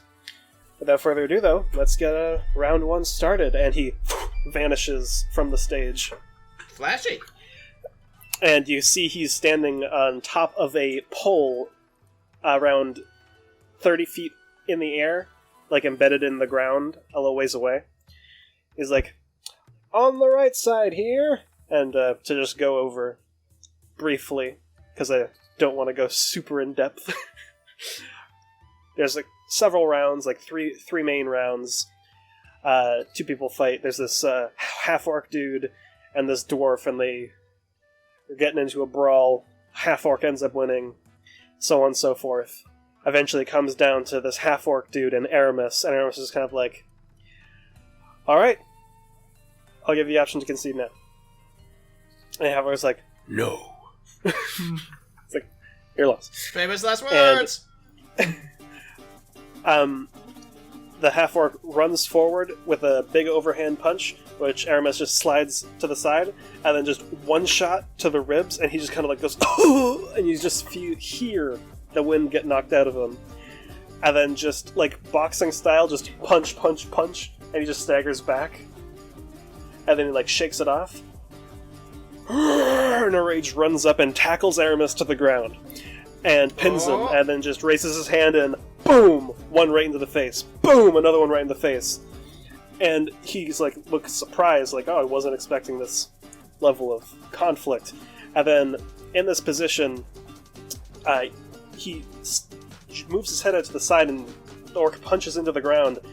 And from his spot, he uses his elbow and hits into the side of his arm, and then grabs onto the side of his head and rolls him over and gets on top of him, and then starts doing the same thing, and the crowd's like, oh! Going all over the place. His fight's going side to side. And eventually he jumps off the ground and back onto his feet. He's like, hey, you're doing better than I expected. Oh god. And this half-orc just stands up.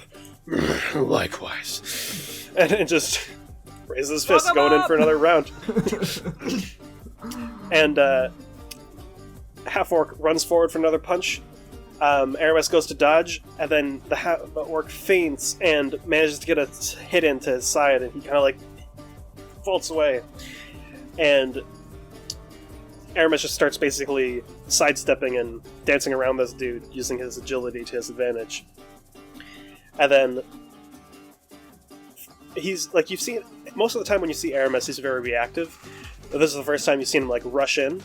He just runs up, just 1, 2, 3, 4, 5, elbow to the underneath the chin, and then massive headbutt, and the orc stumbles back and collapses, and just crowd goes wild, like, yeah! Woo! I am very And it's wildly like- cheering on my boy. And you see, he's got a little bit of a nosebleed going on, but it's like, that was harder than expected. Good fight, man. Good fight. And you see Aramis, boom, or not Aramis, Zephyr, boom, back into the tournament. Unsurprisingly, our winner is Aramis. Well done. And he hands him a small bag of gold. And like, I'll be back next year. And he walks off stage towards you all. So, if I'm not mistaken, you're up next. Amble and Imp, right? You both went into fencing, right? Apparently yeah. I did. Well, best of luck. Might go head to head. Oh boy, this will be interesting. At least that'll be a little bit payback from earlier, huh? Nice, All right. nice. So, this one I will go more depth on. Round 1. Imp is called to the stage. You're given like a protective headwear and a proper fencing sword, so like no sharp edges, blunt tip. A foil, yeah. Yeah, a foil. And you're put up against which looks like a half-elven lady who is looks pretty practiced, and she kind of just gives you a wink before putting on her protective gear. All right, we have on the left here, he pulls out a small piece of paper, Imp hailing from Solonist. He's a local, ladies and gentlemen. He's here to prove his worth. And on the other side, we have notes. Where are the notes? We have Azura hailing from Ironlock. Came quite a distance. Looking to put a bit of an upset in the town, eh? Alright, ladies, gentlemen, fight! I need you both to roll initiative. Oh. Would I happen... Can I roll... Would I know them? Azura, Since they come you from Ireland? haven't heard Yeah. of them. Okay. I'm just gonna... I'll just roll and see which one they do, and we'll go back and forth. They rolled a 4, so you go first. Oh my god. You just barely beat him. You have the initiative, Imp. What do you do? Alright. If I want to make it an actual attack with said foil, like, what would I use? Dex plus proficiency. So basically, the first to land 3 hits wins. Okay. Well then, shit, I guess I'm. How big is this stage actually? Around 40 feet, 50 feet across. Okay. You're about 30 feet away from each other, so you can get up to them. Okay. Then yeah, I'm gonna zip up to him, and just go for an attack, just straight up. Go for it. All right. So you said it's dexterity plus what? Proficiency. So just make like an attack with your dagger. Okay.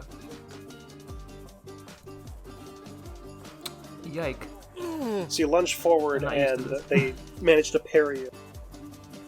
Actually, would you have requested 2 foils? I can do that?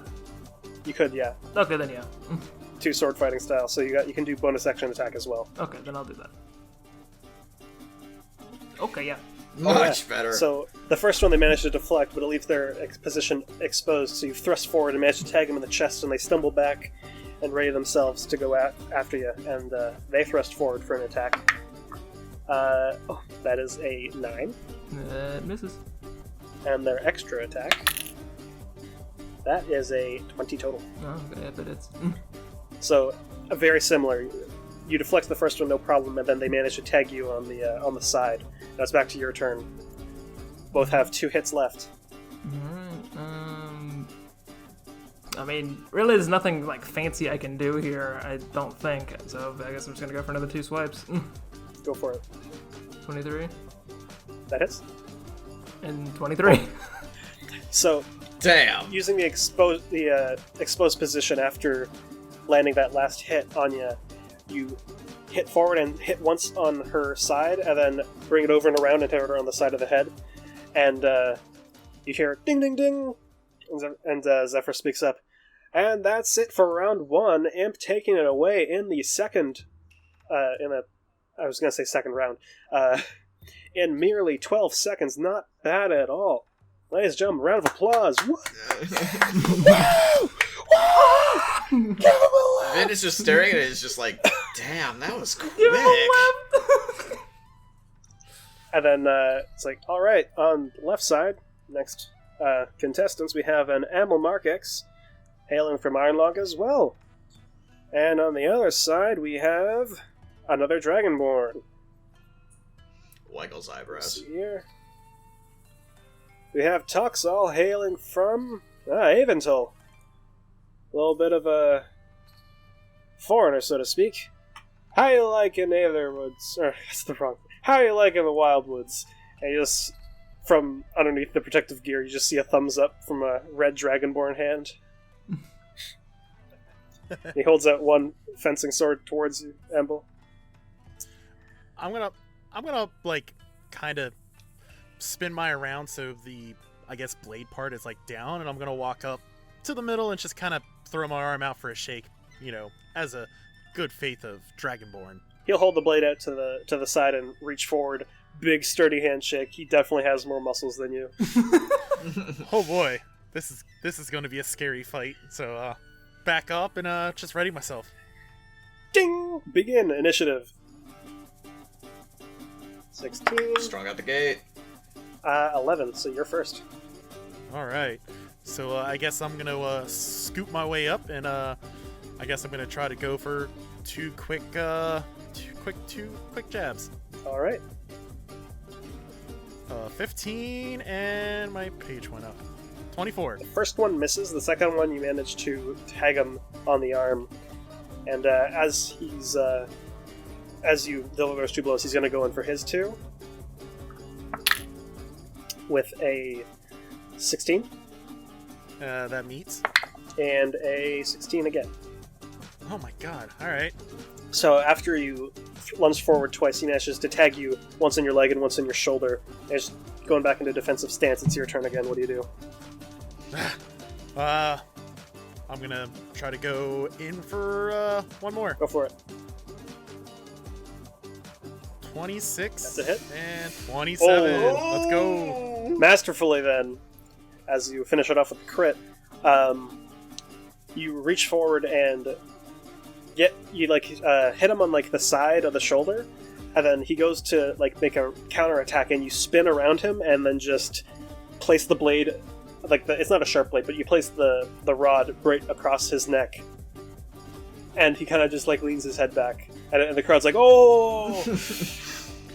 And you win your fight. Also, I guess I'll with a fancy finish. What? Also in 12 seconds. Also in 12 seconds. My teammates are very impressive formidable display. fighters. Very impressive display from an Amble Markax taken away for the Wildwoods. Let's bring on our next contestants. A couple more fights go on until eventually. On one side we have Imp, hailing from Solendist, and on the other side we have an Amble Markax. Going in for the finalists. Beautiful. So we're at like semifinals, huh? Semifinals. Alright. Alright. And begin. Ding! Initiative from both of you. Ooh. Ooh! Imp strung out the gate. Alright. Imp wins the initiative. With that Chris 20. Damn. Alright. What do you do? I gotta say, is this just like a flat, just plain stage, nothing around like the sides? No fancy terrain, no. Damn. Okay. It's like a Ramp. like the kind of stage you'd see at a play. Alright. Stairs on the sides. Yeah. Let's see. Hold on. I'm gonna see if there's like any possible interesting things. Shenanigans. Yeah. Alright. I don't think there really is. Okay. Well, I'm gonna just, I guess, get down low, rush up to the man, go for an attack. Go for it. 20. Hit. 14. What's your armor class? That will miss. Alright. 16. So, one hit as you manage to tag Amble on the arm. And Amble, it's now your turn. Imp is up in your business using 2 swords. I will scoot back once and go for my 2. Go for it. 15 and Both miss. 11. Oh, so you strike down twice and just ting ting, he deflects both. And the crowd's like, whoa! Imp, it's your turn. What do? I'm gonna do a little bit of flare when I deflect both swords down. I'm gonna... I don't know if I have to pull off any sort of like athletics or whatever, but I'm gonna try to like jump up like 1 foot over, like I want to basically like vault over him, like foot on the shoulder, kind of flip over him and try to go for an attack on the back. If second story work, I'll allow it. Oh yeah. 7. Second attack? 17. Ooh. So, as you do that, you kick off of him. Amble goes for like a strike of opportunity, but can't quite, and you manage to deflect it, and that's what you spend your first attack doing, just not getting hit. But as you're flipping over him, before you even land again, you manage to tag him again across the back, and you just land and spin towards them, defending yourself again. Amble, it's your turn. Imp just pulled some cool shit. He did pull some cool shit. I'm a little fucking upset. Go big or go home.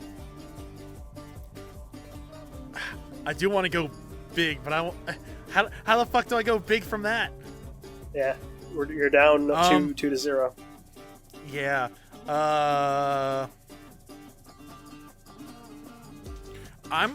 Since I guess he's on the back side of me, I am just gonna back up as far as I can and get ready for an attack. You can attack him, you know. Alright, well, I'm just gonna... Oh! Alright. Alright, and your next attack? Essentially, I'm gonna back up a little bit and then just lunge forward into him. That'd work. And Ooh. 22. Let's go. So after you're still... You land, and you're off balance for just a moment, and as you turn to defend yourself again, Amble's already on the offensive, and he manages to tag you twice in the chest, and you back up. If it's your turn, it's 2-2. Oh boy. Vin is watching this wide-eyed as shit. Alright. I'm gonna try to follow up the cheeky business that I did previously. I'm gonna try to fucking... I'm gonna go... Well, actually, no. You know what? I'm not gonna try to pull anything fancy off. I'm just gonna try to finish this off then. Go for it. 8. Oh, God. Oh. Oh, let's go! Fuck! Oh. Alright. You manage to deflect both. Amble, it's your turn. Can I spend one of my attacks to basically essentially he would leap forward, but I would spend my attack to kind of sidestep and go around him. You want to move? You have movement, you know.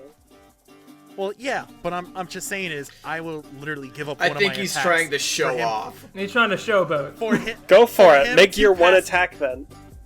He's gonna pass me, and I'm gonna do the final blow. Let's go! 20. Alright. So you manage.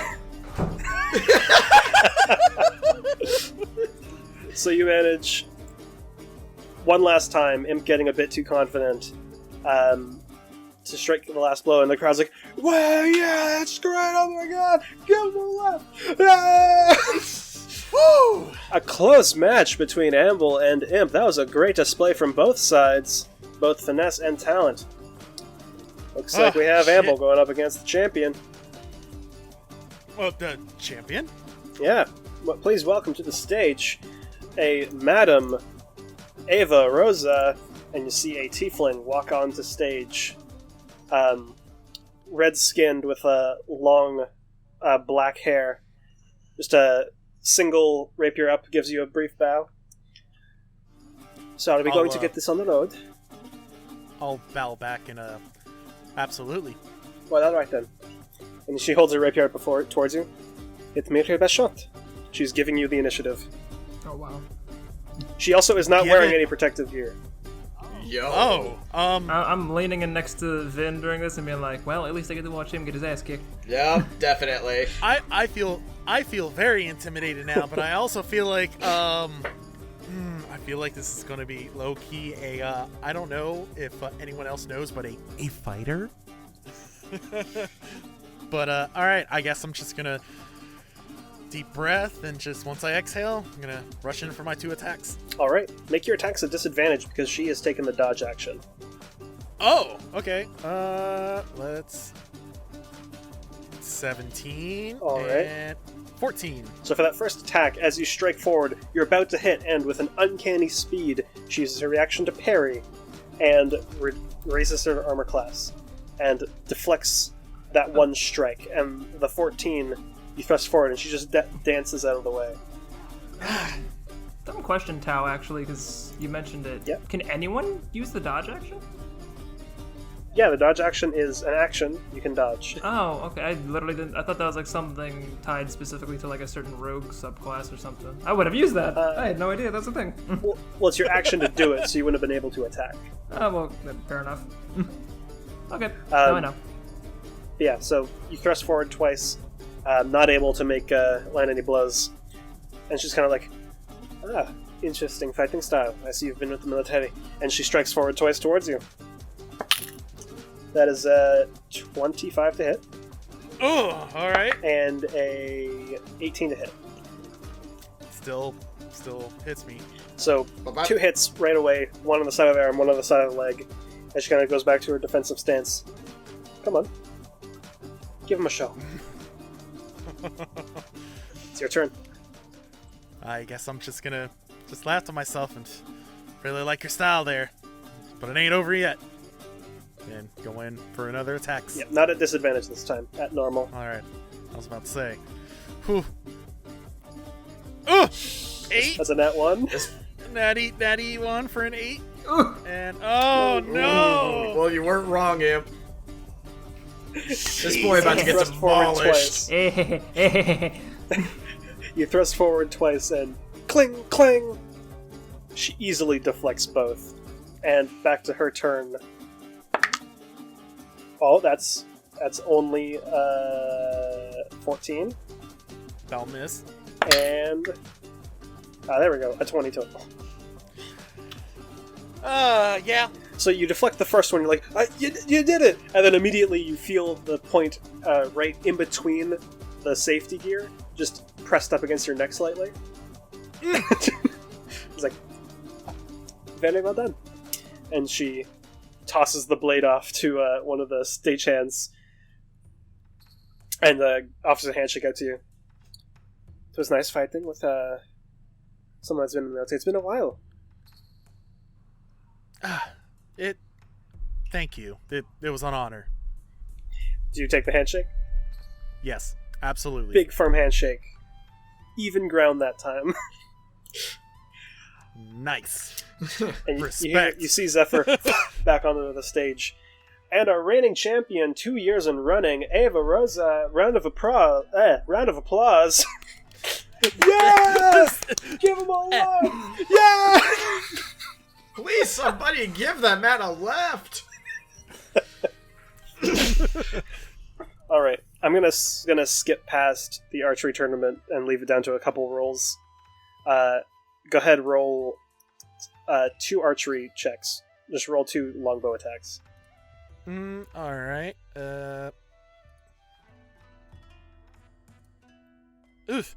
22 and 11. Roll 2 more. 2 more. 25 and 21. Alright, and 2 more. Oh my god. 10 and 14. So, Amble, you go into the next tournament, and with relative ease, you manage to get through the first and second round. But once again, in the final round, you choke and you get beaten. But the crowd seems to appreciate your determination. And then we skip. Oh, go ahead. Do I know? Oh, I was gonna say, do I know who beat me on the final again? Let me find a name in my notes. There's a halfling named Angler. Okay, I will never know that name again. Con like that. And now we come at that point. Then there's the Blood and Steel event where you see like a bunch of. It's mostly like soldiers. It's like, all right, let's do a full-on spar, no holds barred. The winner is Bray, the colonel from the town guard, and it's like first time winning the Blood and Steel tournament. Bray, the colonel from the Wildwoods, supporting our men, supporting our troops. Sweet. All right. And then the sun hasn't set yet, but the area around just dims. As it's almost like a spotlight effect on Zephyr. And now for the grand tournament. My favorite. And everyone's favorite. It's the Tournament of Mages, of course. Now, we have quite the crowd. And knowing how mage duels work, there's no real grand champion because the arcane is quite taxing, but we'll have a series of one-on-ones. Starting out, we have Veneria. Veneria Rosario of Aethergarden. And Veneria, you walk out onto stage, everyone's like, yeah! She sheepishly waves. And, as per tradition, the first contestant will always go up against myself. Ah! Don't worry, I will only match your level of arcane prowess. I will not exceed it. Alright. He cracks his knuckles and stands on the other side of the stage. The crowd's getting all hype. Alright, Veneria. Show me what you can do. And he gives you the initiative. Alright. How is this fight being played out in terms of, like, because I don't want to cast Fireball or something because I feel like that'd do a tremendous amount of damage to the stage. Fireball would destroy the stage, but it's the mage tournament, and that kind of stuff has happened before, so it's kind of expected. Alright. Probably why it's saved for last. There's clerics on standby. Fair enough. Alright, and she throws out her hand, and out of that hand comes 3 balls of fire. 3 rays of fire. Alright, make your Scorching Ray attacks. Blah, blah, blah. That's 10. That's 16. That's an 18. Alright, you see as you shoot these 3 blasts out, he draws a rapier from his belt and strikes a pose, and just faintly hums as runes light up across it. And one of the orbs he slices out of the air, with the other 2 impact directly, and he's like, ah! And then he weaves an incantation, and you see the flames immediately extinguish, and he has to absorb elements, Ooh. gaining resistance to fire damage. Well, alright. So it negates one of the hits. Understood. But you still got one hit in. He's like, alright, I like it. And he slaps his hands together and twists them, and this bolt of ice shoots out towards you. It's like, have a little counterplay, and shoots a bolt of ice out towards you. With a 17 to hit. Definitely. So you feel this ice-cold impact just slam into your chest, and it's kind of hard to breathe for a moment, but he manages to get the hit off on you. Just the one hit, though. As he kind of strikes a pose for the audience. You know, he wants to make a show of it. He doesn't want to just dunk people. As it goes back to your turn. And she would kind of just wave her... She would, like, wreathe her hand with fire for a second and just kind of wave it over her chest to get rid of any residual coldness. And Hell yeah. just be like, okay. And snap. And I'm going to cast Magic Missile at 3rd level. Alright. So you watch as these 5 beams of... Oh, that was a vibration. 5 beams of force energy shoot out, and in this helix pattern, spin towards him, and he just puts his blade off to the side and holds his hands up and casts Shield. And you watch all 5 impact onto this shield and just scatter into nothing. Nice. And there's just this shower of arcane sparks that illuminates the stage, still very dimly lit, spotlights on just you two. Doesn't make much sense because it's the middle of the day. It's dark on the stage, because magic. Cool. His roll. He does like a half... Go ahead. No, it's his go. Okay, he does a half spin through the sparks and strikes another pose for the audience, and weaves this incantation and casts Magic Missile back at you. And I'm going to counterspell as a reaction. Counterspell, alright. You watch these 3 orbs shoot out and then fade.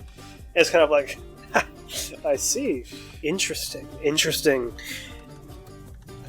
And the crowd's like, yeah, it's crazy. Oh, give him a laugh. And it's your turn, Veneria. And at this point in time, she is going to cast... Interesting. That might just be crazy enough to work. What do you do? No, I'm gonna cast Shadow Blade. Hell yeah.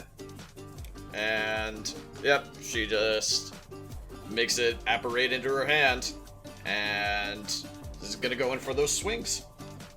Go for it.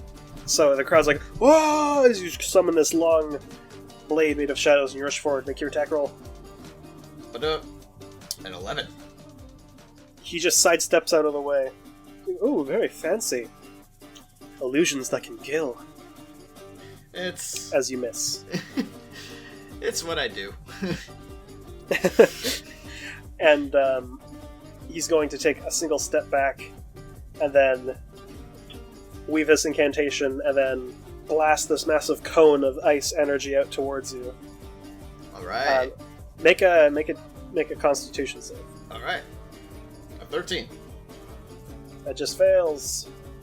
That's too bad. As you all watch Veneria throw up her arms to defend herself as she is completely covered in this icy energy, and you just hear it freeze up around her, and then as the dust settles, you just see Veneria frozen in position. And then, like, the joints break, but she's still very much covered in ice, and you, like, almost fall over from the weight. And as you slam onto your back, the ice shatters across the stage. And she's just Everyone's like, like, yeah! She's just like, ah! Does that count as 2 or 3?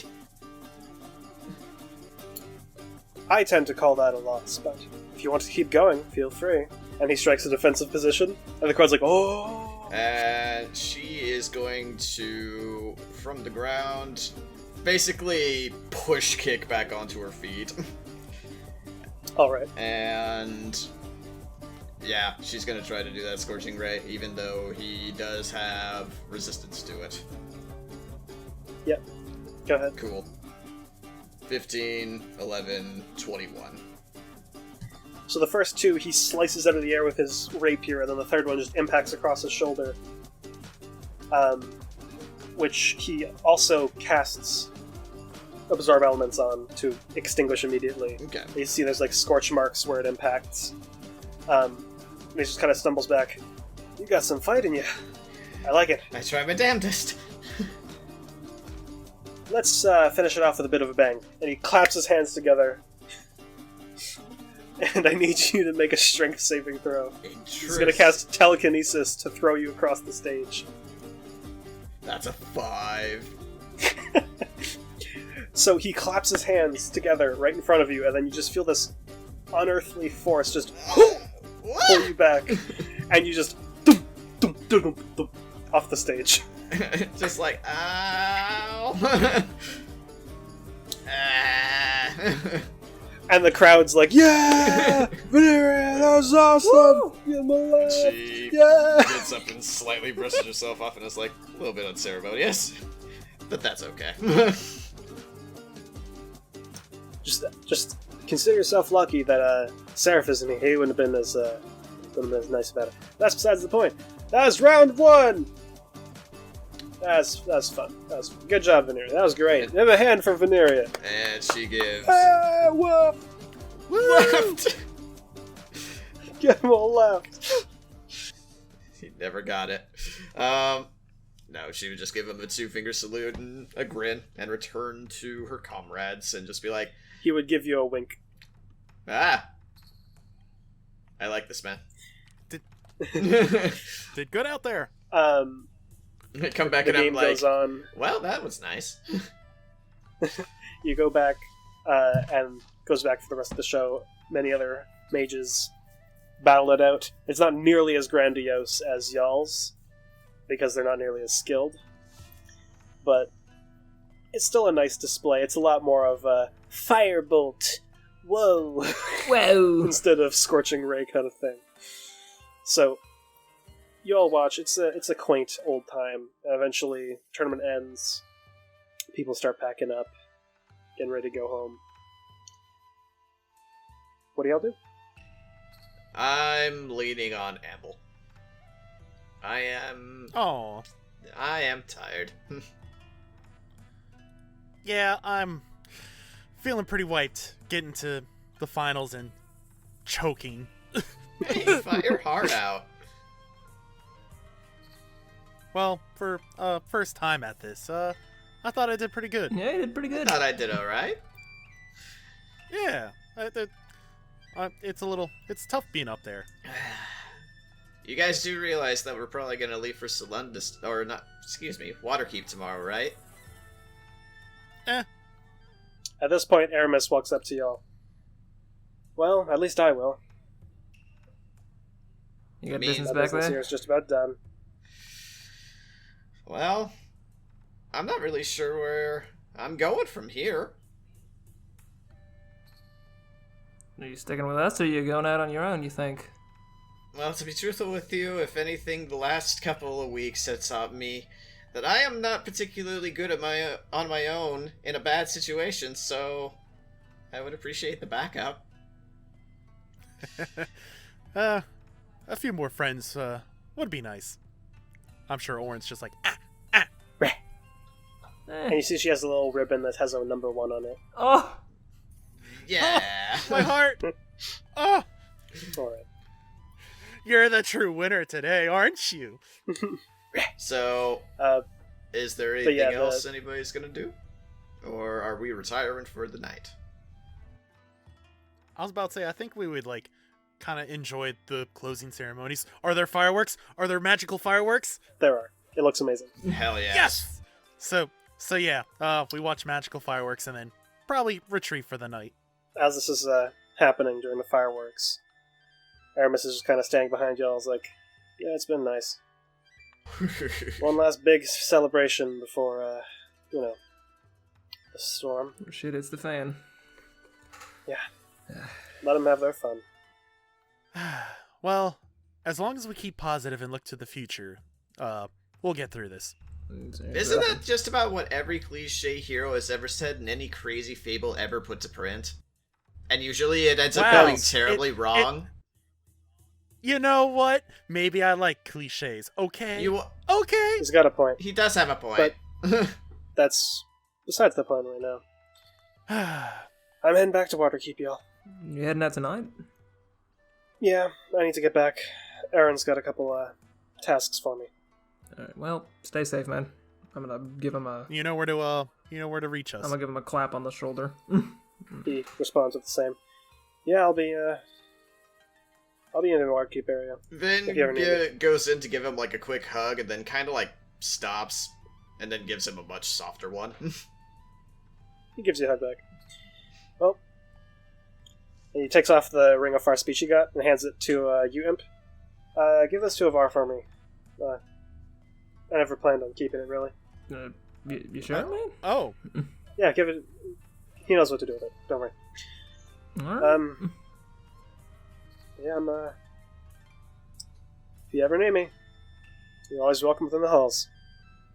Thank you for everything, Aramis. Thank you. Without y'all, we never have gotten this far.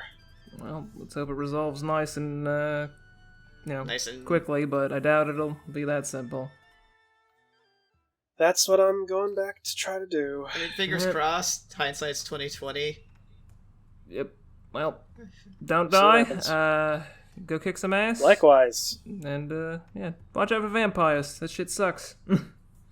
Yeah, I'm gonna try to avoid the vampire route. Yeah, I would really avoid that. But yeah, I would not that's Yeah, suggest I mean, vampires. Travel in the daytime, but like not in shadowy areas? Question mark?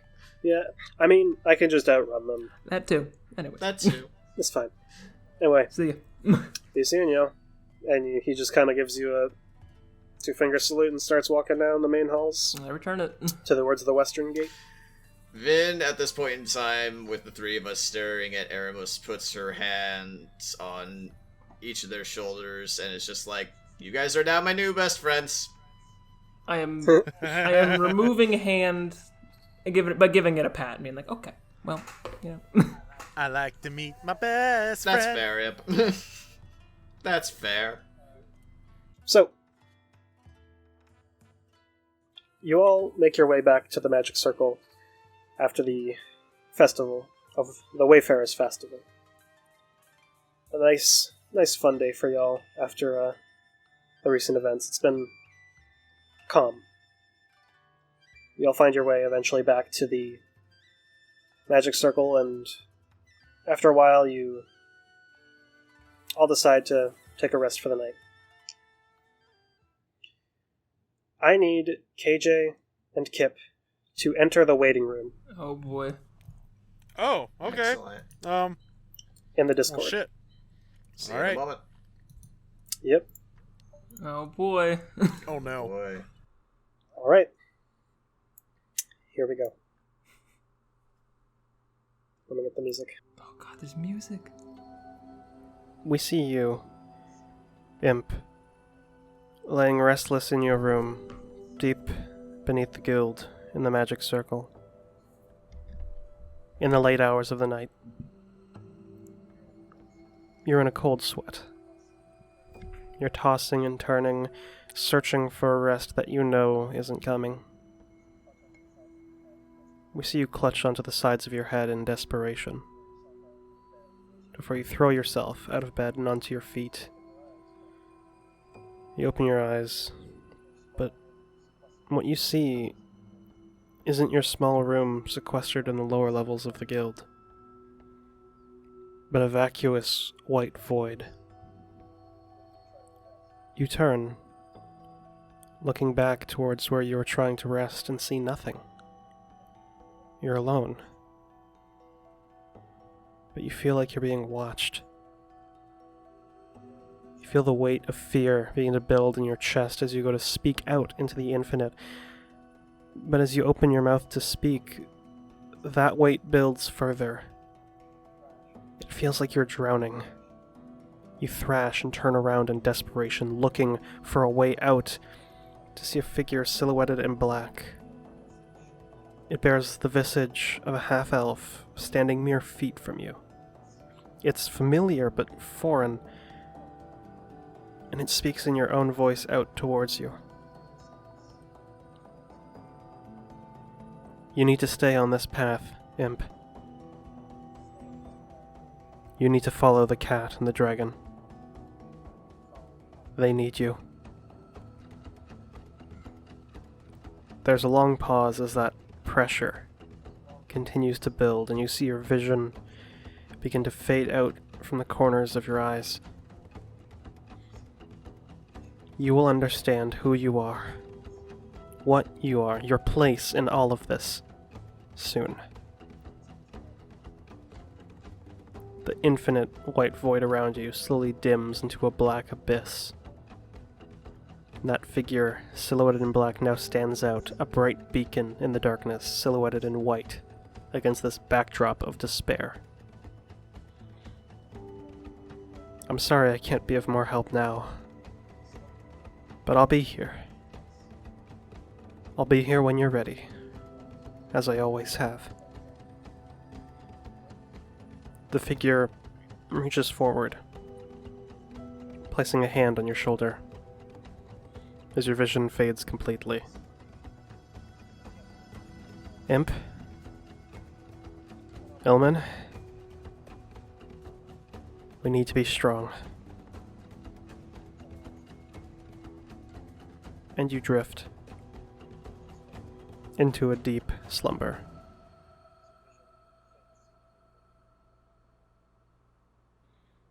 If you would please enter the waiting room and send in KJ.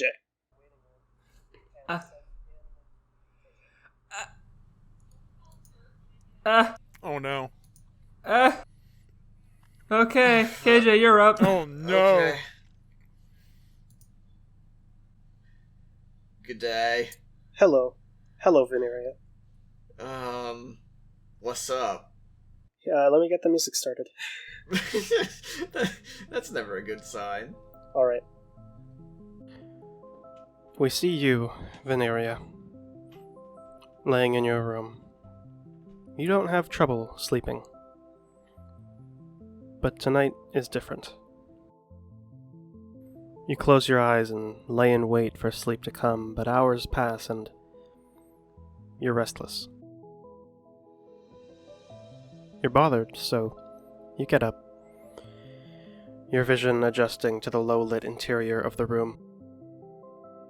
You approach the door leading out to the hall, and as your hand wraps around the handle, it fades away into dust, dissipating into a white sand, the world around you shifting into what looks like an endless ocean on a beach of pure white sand. You turn and see a massive crystalline tower, piercing past the clouds, magnificent in its architecture. The light sending prismatic rays across the beach and into the water around you. It's beautiful, awe-inspiring. It's unlike anything you've ever seen. And as you're taking in this visage, a sourceless voice speaks towards you. Veneria, I have waited some time to bring you to this place. Even if just for a moment. Instinctively you go to respond, but you can't. It feels like you're being possessed, your body moving in spite of yourself. As you turn back towards the beach, towards the open ocean, the waters ripple and part as a dark silhouetted figure walks out from the ocean and onto the beach, stopping not more than 5 feet away from you. A black void even in the bright sunlight. It bears the visage of a tabaxi and speaks in your own voice towards you. Van, I'm so sorry. I know it's been hard. But you can't be discouraged. You can't give up. As they speak, dark clouds loom over the horizon across the ocean, and with it, a wrathful storm, approaching with an unrivaled intensity. Within moments, the bright sunny skies became a gentle rainfall. You must follow the devil and the dragon. You will walk each other's paths, and you will rely on each other's strength. The rainfall around you quickly intensifies into a monsoon as they speak. The world around you being drowned out by the storm. You will find the knowledge you seek in due time. You will find your violet sequestered in the garden, but only when you're ready. The storm intensifies until your vision is robbed from you. The pressure is immense. And you hear one last thing before your consciousness fades. Veneria, you're going to be amazing. And you drift into a deep slumber.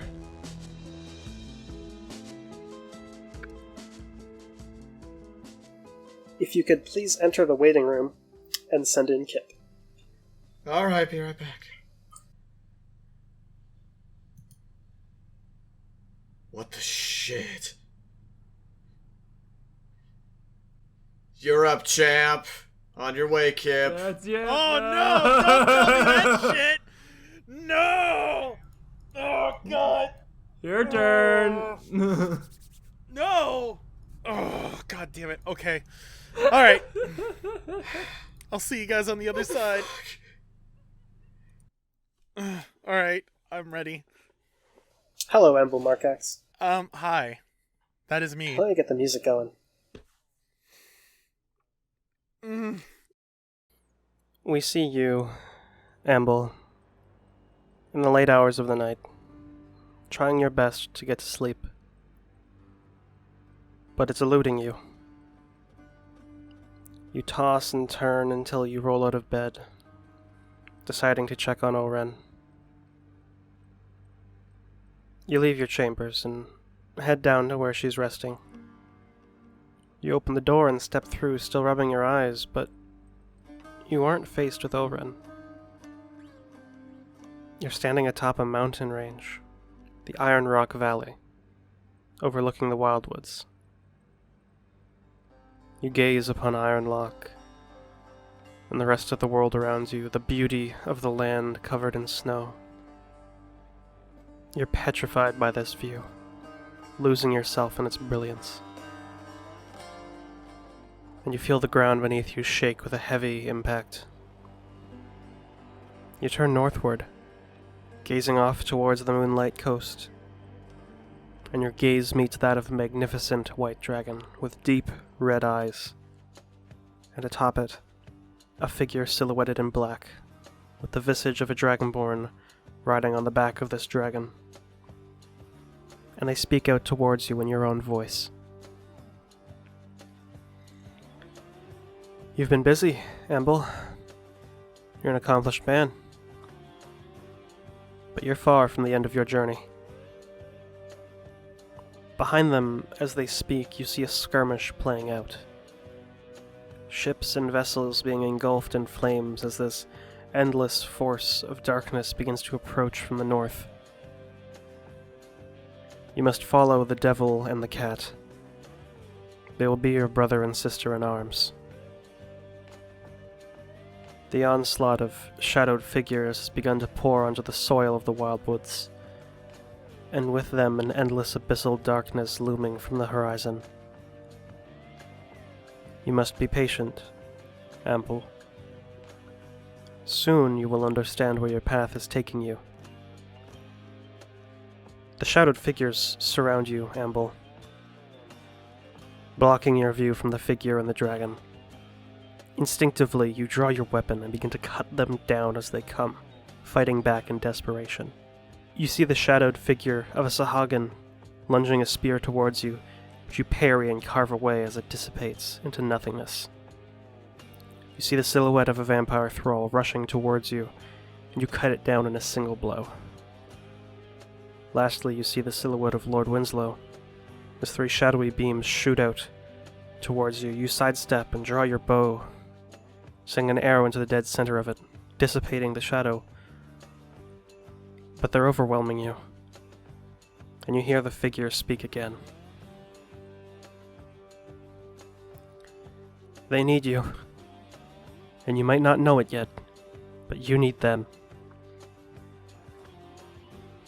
There are too many of them to fight now. And in time, you collapse to your knees, shrouded in this abyssal darkness. The pressure is intense. And in the moments before your consciousness fades, you hear yourself again. Continue on. Markacs are stubborn folk, after all, eh? Never back down. Never. And you drift into a deep slumber.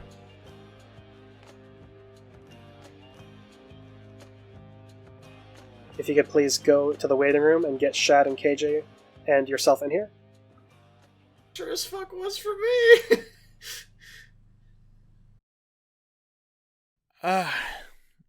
Alright, we're needed back. Oh, Let's go. alright. You all wake up in the early hours of the morning, rushing to your normal meeting spot.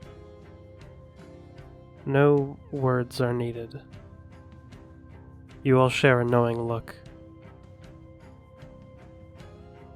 And we pull away from the party, away from Solendust. We see a frigid mountain range, we see an estate.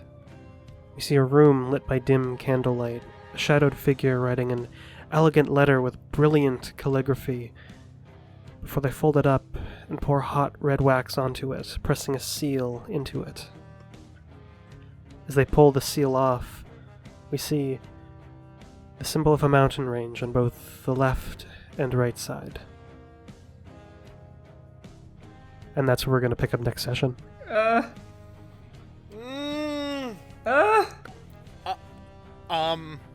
Tao, I'm gonna probably slide into your DMs about that. Oh boy. I got an idea where that's from, We'll certainly find out. right? We'll see what happens next time on the Arcanum Genesis. Oh my goodness. Tao. Y'all are lovely people. See y'all my next time. Bye. Goodbye. Bye!